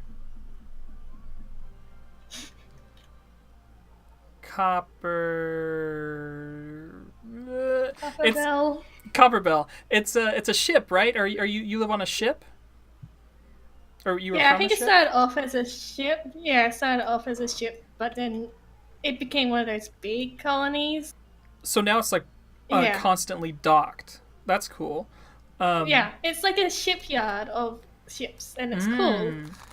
But it's stationary, of course, because it's a giant city ship, or it's just very slow running. Like the old things about like turtles going across, like giant turtles going around the world, but with ships. Yeah. So it's probably not called the ship name anymore. It's probably called like the shipyard. I like that. I think that's cool. Yeah, Copperbell Shipyard. Yeah. Maybe something like that. I think with Spades, so it's Savvy. I think my character's a girl, by the way, and I think her name is going to be Ellie. Okay. She accidentally got the technology downloaded into her, so she's kind of like a walking database of old technology. Whoa. Yeah, it just kind of happened. Maybe it was a test subject thing, or maybe she just found it through ancient ruins. I think I like the former a bit more. and she escaped that. But I feel like she's getting chased down because of that. So 7 to 9, I feel 6 to 9. She's trying to be unassuming, try not to be found out by these lab people. Yeah. But I think she kind of is naturally curious, kind of gets herself into trouble every now and then, so it evens it out. She's like, I'm trying to be unassuming, but still gets into trouble because of her general nature. Mm-hmm. And Bonds, I think she's just really friendly again. She's really happy to not be in a horrible place, and she just wants to make friends with everyone. I think she's relatively young, maybe 14, 15, so she's just, a very excited child exploring the world. Just, Please adopt her. just really charming. Yeah. She's baby. Baby. Cool. I like that. So, here's what I think maybe for how we know each other. Yeah. Maybe Nico and I, which I need to name my character. Her name is Francesca, but she goes by Fran. But I think maybe Nico and I are like working together on some sort of research expeditionary crew, and maybe Ellie hops on the ship. Yeah, she's a stowaway. She's a stowaway. I like it.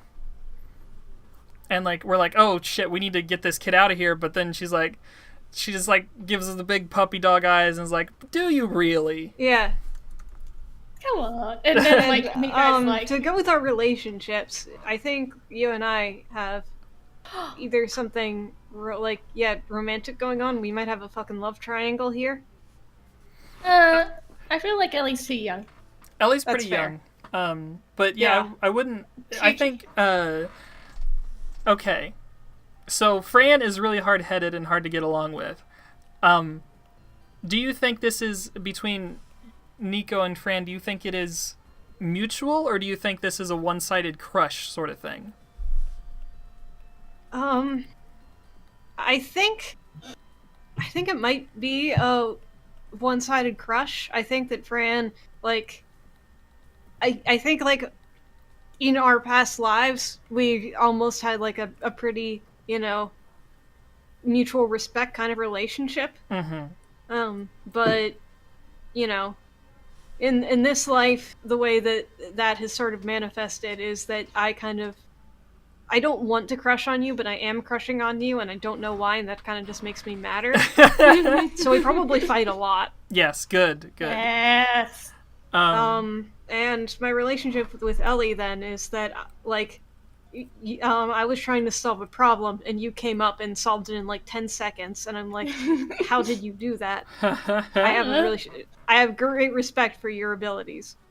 This kind of keeps happening, and you're very confused about it because I'm being very purposely vague about it. It's just Yeah. like, I just knew.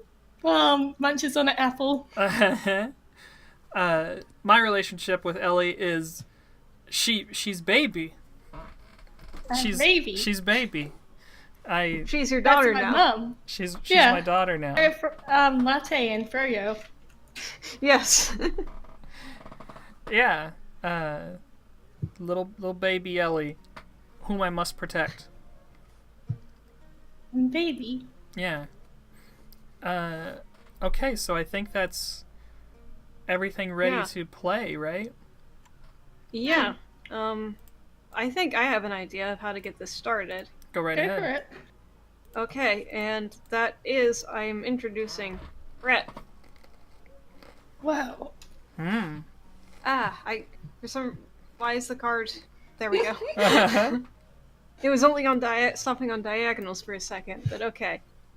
So, I think that we're just sort of like going about our research one day, and maybe there's, or no, okay. There is a symposium of science and technology, and the our main competition, the sort of leading researchers of the uh, future school, have just unveiled their rocket technology, and I Oh. hate to say it, but it seems pretty solid, and it seems like they might be the ones to sort of take over and control um, the future of the space technology if we don't do anything. Sabotage. Sabotage. No, no, we're not sabotaging Sabotage. anyone, but we can do so much better than them. And anyway, I just don't trust them. Yeah, I'm not mad. It's sloppy work. It's sloppy work, and there's no way in hell they've managed to do this. They're fucking with their results for sure. I swear. They need it. They're just doing this to, because whoever comes up with this technology first is going to control the world and the future of it. We can't let them. Exactly. And we can't stop either, because if they make everything look like they have this all solved, then no one else will try and stop them. No one else will try and make something better. Not us. Right. So, it's crunch time. I'm crunching Ellie. an apple. Ellie, Yeah? I'm going to need your computer brain to help with this. Beep boop, I can do it.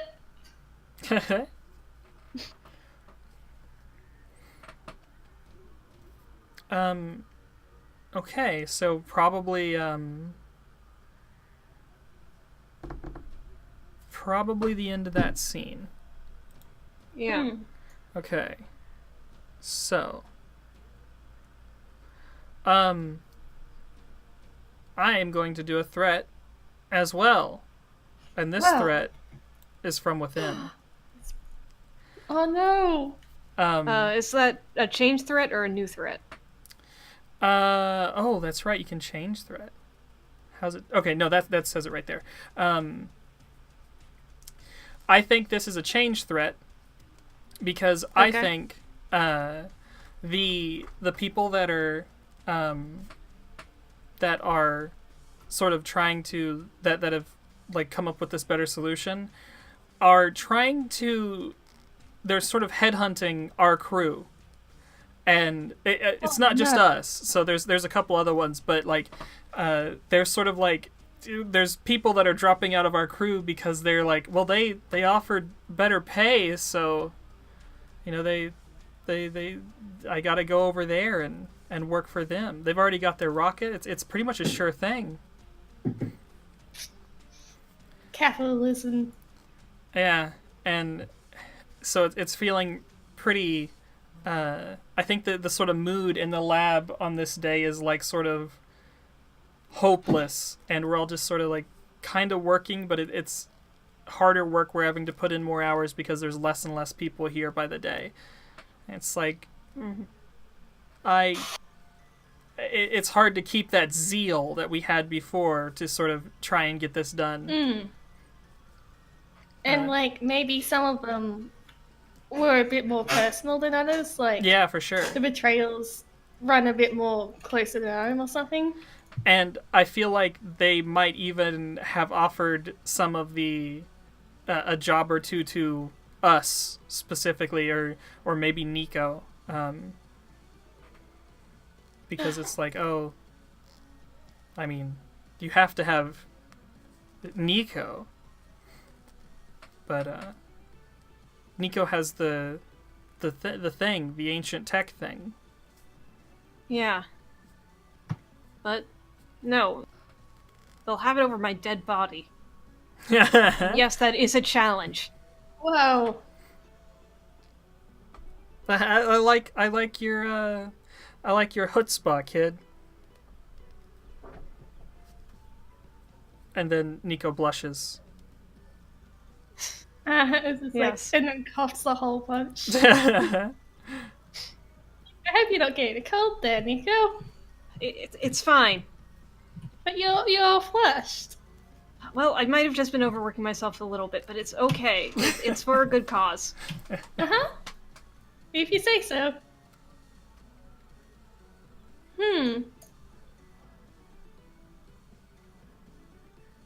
Change, fret. Oh, it didn't go that time. There we go. I think Spades. spades is 7 skills, right? Yes. Yeah. We run into a giant roadblock Uh-huh. because everyone's gone. And I feel like maybe we started to have a breakthrough for a little bit. It seemed like we were having a breakthrough. Everything was working together. Putting our thoughts together. Really cracking the code. And then, we run it through, test it, and it comes out as a big failure. No. No. And I'm thinking, like, in theory, it's not wrong, but we're missing, like, a big key feature. So, like, yeah. Go ahead. This is like the scene where it's like, everything was right. Why isn't it working? And we're just like sort of pissed off in the room, trying like watching our model rocket or like simulated rocket or whatever just fucking explode or something. Yeah. Yeah. Like, actually, what are we researching? Are we researching rockets? Because you wouldn't, right? Yeah, I'm the only reason I think I'm sort of working on this is, one, because fuck those other guys, and two, Ellie is sort of on board with working on the thing, but I have ideas for my thing, so it's fine. We'll get to that. Oh, okay. Ooh. So yeah, I feel like everything's failing. And I feel like we're maybe starting to doubt our skills a little bit. Like, we're good, but are we that bad that this not working?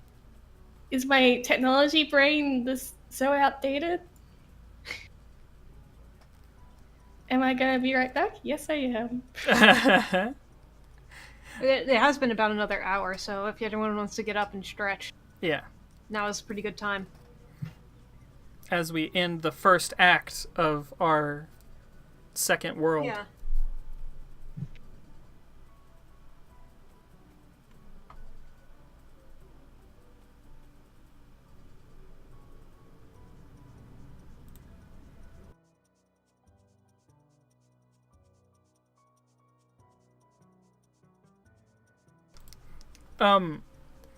I don't have chips, but I have a bag of carrots I've been munching on.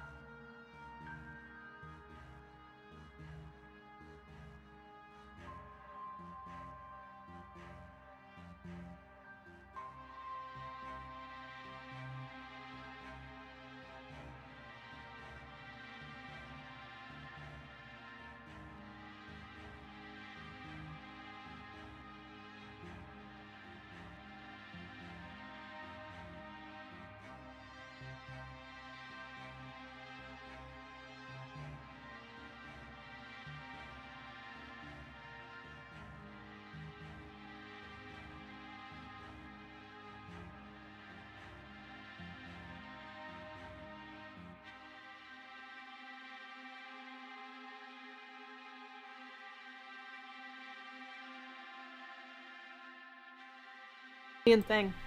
And my boyfriend was like, "What did you do? How did you ruin it so much?" And I was fixed.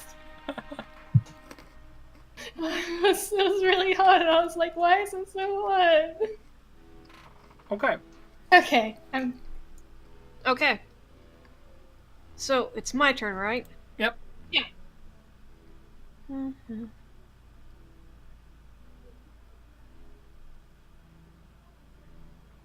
Okay, I know we just keep changing the threat here, but I think that's what's interesting to me, so... Yeah. So, we're working on this project, and eventually a mysterious benefactor comes up to us. Oh. They are wearing, like, a mask and have some sort of voice modulator built in. But they're offering us, whatever funds we need to finish, in their words, to finish the competition. Oh. And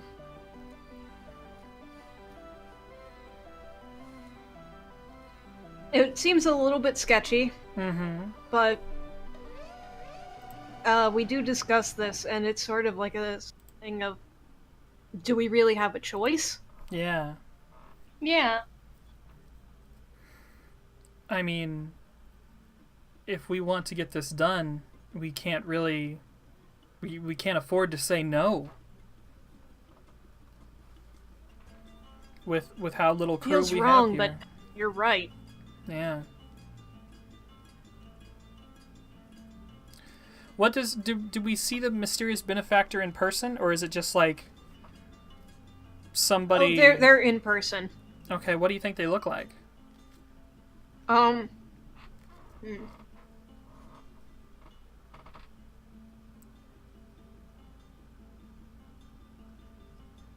a sort of callback, to our Sphinx from last time, I think that they have like a sort of cat face mask, Oh. and they are otherwise like clothed head to toe.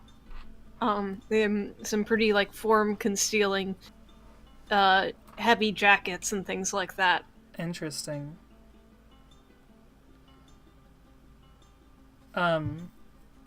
Is there any like anything specific we have to do for the money, or is the money just coming to us to do this? Like, do we have to is this like a do we have to like put their logo on this, or do we have to use a specific kind of fuel? Like, there's got to be some catch, right? Yes, like sponsorship or something. Do Do we have to end every sentence like this is supported by this? Yeah. Well, and then they say to that I just want you to use this, and they pull out some sort of bizarre artifact. Is it Ooh. just a new version of the cube, or is it something else? It's the cube. Ooh. It's the cube. Alright, it's the cube. Yeah, so that their only conditions are we beat the competition and we use this cube. Okay. I think Scary. it might end the scene with like Nico shaking their hand. Yeah. It zooms in on the cube and then it cuts to the next scene. Okay. So my thing is nope, not that one. So I'm going to change a trait. Oh, dang. Wow. So when you change a trait, you replace your old trait with this new one. What has happened to your character that has changed the way they feel about this aspect? So I think Fran was asked to be on a television show that was like a debate between this other team and sort of our team, and like Fran. We'll just call them SpaceX. SpaceX, yeah. SpaceX and our crew. And I don't think Fran asked anybody in our little crew. I think she just went, and there was like the debate. Fran is obviously getting very heated, and at one point they sort of bring out that the fact that, you know, Fran is outspoken for trying to make the planet more livable, giving more space here on this planet rather than going out into to the stars. And they just sort of ridicule Fran about that and sort of like kind of live on TV disprove her theory entirely that like, no, this plan will not work. You're stupid. How can you even expect this to happen? Sort of like ruining her entire reputation that she had, you know, built up. And probably coming back to the base or to our little lab and, you know, just sort of totally defeated and not believing in the things that she once believed about, you know, trying to live here on this planet. Oh no. Oh no. I'm sad. That's right. It's sad. Oh my god, Kyle. It's sad.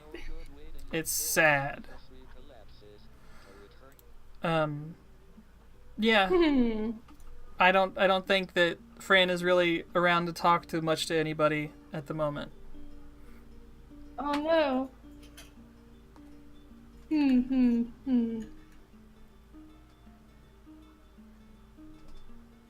I just need to think about mine for a second. Go ahead. I am going to eat so much pizza after we finish this. I'm so hungry. Well, we're getting...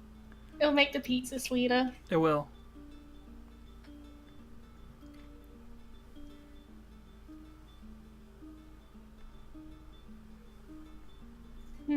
Okay.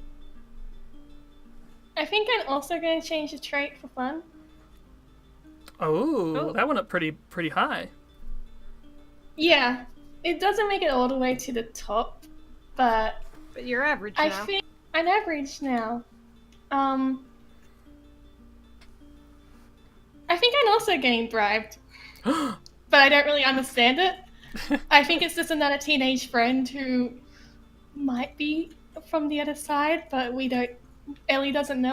And he's just being nice to her. Maybe they're just being nice to her. You know, buying her treats, just being like super friendly.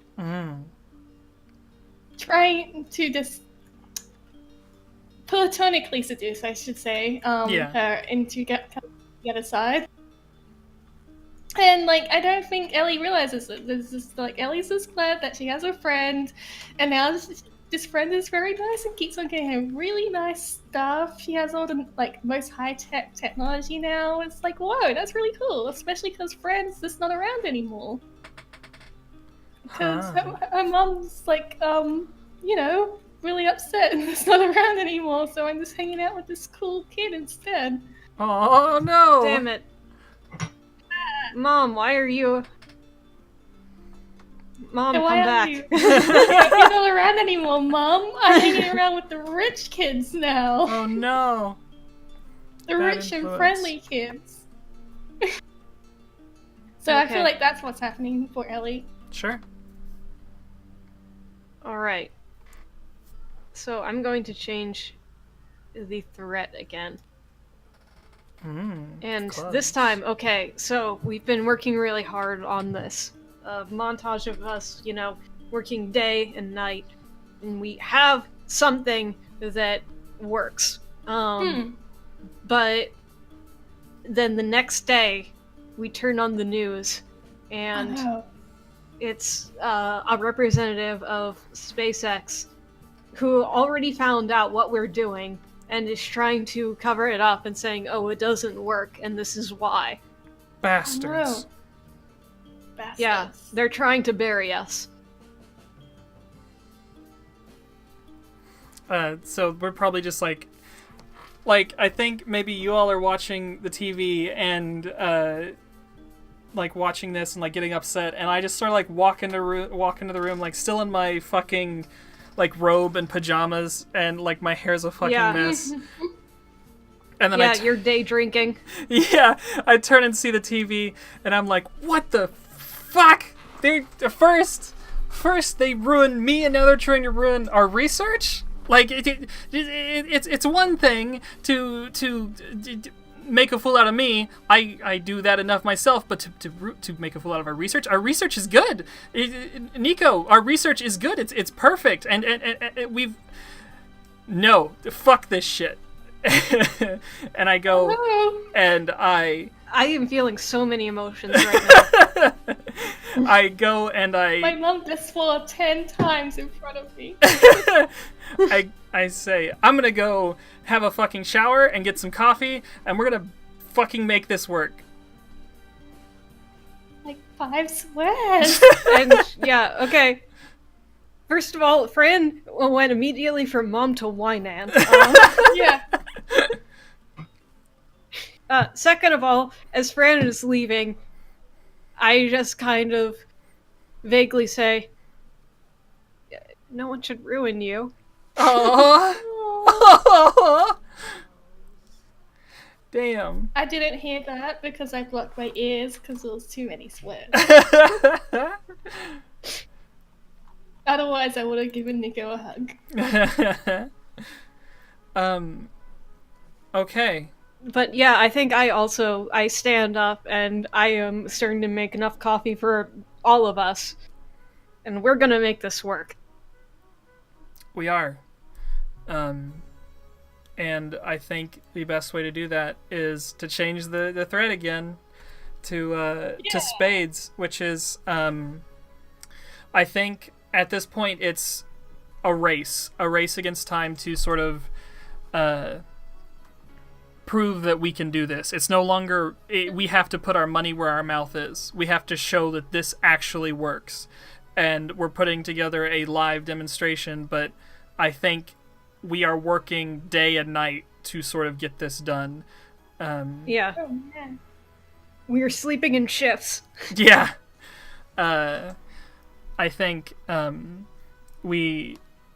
the montage. This is the montage of us trying to solve this shit, and we're getting it done. We are making our ship. I feel like in this montage, it's Nico and Fran doing like heavy work, and Ellie comes in but she's like forced to go on like normal time shifts because she's only 14. Yeah. Yeah. I think what Ellie's like doing is she's like bringing coffee and donuts, and every time she comes in, she solves a problem.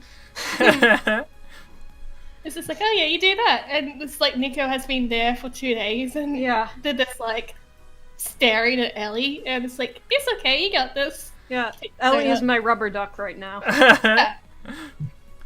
It's the fucking, Fran is, staring at a problem, losing her mind, and Ellie comes in and is like, oh, this is the answer, and Fran just, looks at Ellie and grabs her by the head and just gives her a big old kiss on the forehead and is like, you're so good. You're the most perfect child.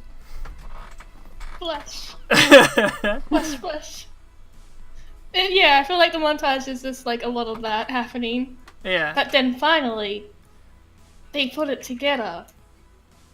Yeah. We have our ship ready to demonstrate. What's our ship look like, real quick? What happens next? Is it just like a normal ass rocket, or is this like a fucking Star Trek spaceship? I think it's like a Star Trek spaceship, and I feel like it has some sort of visual callback to the various weird ruins that we found in our first lives. Yeah. It's of course a combination of ancient tech and current tech. Yeah. Yeah. And I think despite everything, it still has a typical ship helm. Wheel, yeah. And I want to say that it has a sort of Sphinx is the figurehead on the mast. Ooh, cool. Okay. Well, I'll just plop my last card down. It's a 7. And I feel like that makes it pretty evened out. I feel like we're both probably launching it on the same day. Oh, Yeah. fuck. Yeah, and it comes down to a test to see which one is more viable. And I feel like it's going to be in extreme conditions, if that makes sense. Like, you can't just release a spaceship into space and see if it works like that. You got to do the tests. Yeah. So I feel like even it might have turned into a televised event. It's everyone's like livelihood is rests on this. Yeah. This it's is sort of like a debate, but with spaceships. Space debate. looking at all the fucking specs of these two spaceships. Yeah.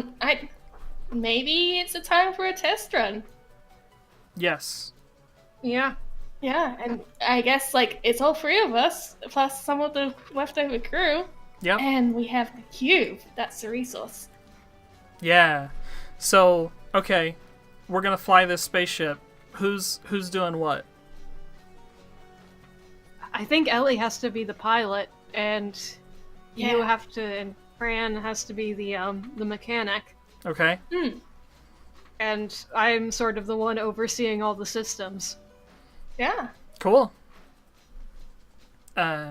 So we're all getting in positions. I'm like down in the fucking mechanic place. I don't know what it would be called, but I'm down in like the engine room, checking temperatures, flipping switches, making sure everything's looking real good. I'm like talking to you over like I think it's probably like some sort of headset thing, a small like sort of Bluetooth looking headset, or maybe over a screen. Like there's just like screens all over the place that we can see each other through. Oh. And everything down here is looking pretty good. Getting ready to roll. Yeah. I Yeah. feel like I'm almost hooked up to the ship. Like Yeah. VR set almost. I feel like there's a headset over my face. I'm controlling it with the helm as well because you gotta have a helm. This is how we sign off. Yeah. Spinning it around, but it's a three-dimensional helm instead. It goes up and down and around. Yeah. Yeah, but I get like almost a first-person view of the entire ship, and anyone can use it. It's just Ellie has all the old tech in her head. Yeah. So Almost like an empathy with the machine. Yeah. And I feel like it is a funny thing to wrap up with the resource thing. She's actually using the some of the technology that the rival company gave her. Yeah. Oh fuck. It's not all Yeah. bad. Oh, yes. Yeah. Just like, oh yeah, I'll take this. It's pretty good. It's not associated with you guys at all. Smiles. So, it kind of feels to me like this is the end of this particular cycle. And how do you think this test goes then? I want it to be more positive. Yeah, I feel like it might make sense if we like succeed in this mission, and maybe the ending is that we all, die of old age in the space. Okay.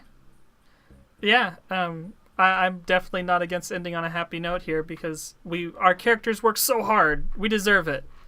Yeah. Yeah. We already So got let's the- do our American Graffiti title cards. Where does everyone end up? Okay, so do you think Fran and Nico end up together, or do you think they maybe were together for a little while and then ended up splitting up? I kind of want them to end up to be together at some point. I don't know if they stay together. Space is big. Space is big. I think I like that. I think they were together for a while, and it ended eventually. I don't think it ended on bad terms, and I think they probably still do keep in touch. Yeah. Fran is probably still just, working. Fran works until she dies, I think. That's just how she is. Yeah. I think I end Okay. up starting a family, and that's probably why Fran and I split up, was Ah, because yeah. I wanted kids, Fran just wanted to work. Mm-hmm. Fair enough. I feel like Ellie becomes more of an explorer. Like, she's smart because of the technology things, but it's not like her passion. I think her passion is to explore and see new lands. Now that Whoa. she's in space, she doesn't want to leave space. Because it's free and open for the first time she's ever really been in her life. Yeah. I like that. Yeah, I like that. I think that's it then. Yeah. We brought our world into space. Yeah. Mm-hmm. Hooray! And then Yeah. Hooray! So that was Resonance and Echoes by Riley Rethel. We will be I'll post some links on the Twitter. That is twitter.com/roll2breathe. Yep. And I will post both the link to the itch.io download page, and also there is a zine that has this game and several others in it. Oh, whoa. That's cool. And yes, pre-orders end tonight. So if you would like that, then I will be posting a link to that as well. Wow, that was convenient timing. Yeah. Very much so. This is a really cool game. What does everybody think about this game? Yeah. Yeah, I I really like this a like that. lot. Yeah. Uh, I really like the flexibility of it. for sure. Yeah. It's weird, but I really like it, and you can tell some really cool stories with it. Like, I wasn't sure going into it, but this was a lot of fun. Yeah. And I feel like, if we had a lot more time, you could tell some really interesting, really epic stories. For with it. sure. Yeah, I feel like this could almost be an ongoing campaign where you start from the basics and spread out to space or something like that. Yeah. Yeah. And then you could probably you can make it your own Civ game. Yeah, pretty much. And you could probably do like weird shit with it too, going from entirely different like universes and worlds. This is a really cool I really game. like that. Yeah. And it's almost relaxing, even though there's like constant spreads, because it's just us working together. Yeah, like Yeah. having your cards in your hand, that's like you have to do one of these things. It gives you it makes you have it like makes you work in those limitations, so you're able to be creative and not have like the fucking choice paralyzation and shit. Yeah. Yeah. Good shit. Good job. Yeah, so thank you everyone for joining us, and thanks you. to Riley for making this game. Yeah. Goodbye, everybody. Thanks for watching. Farewell. Bye. Bye!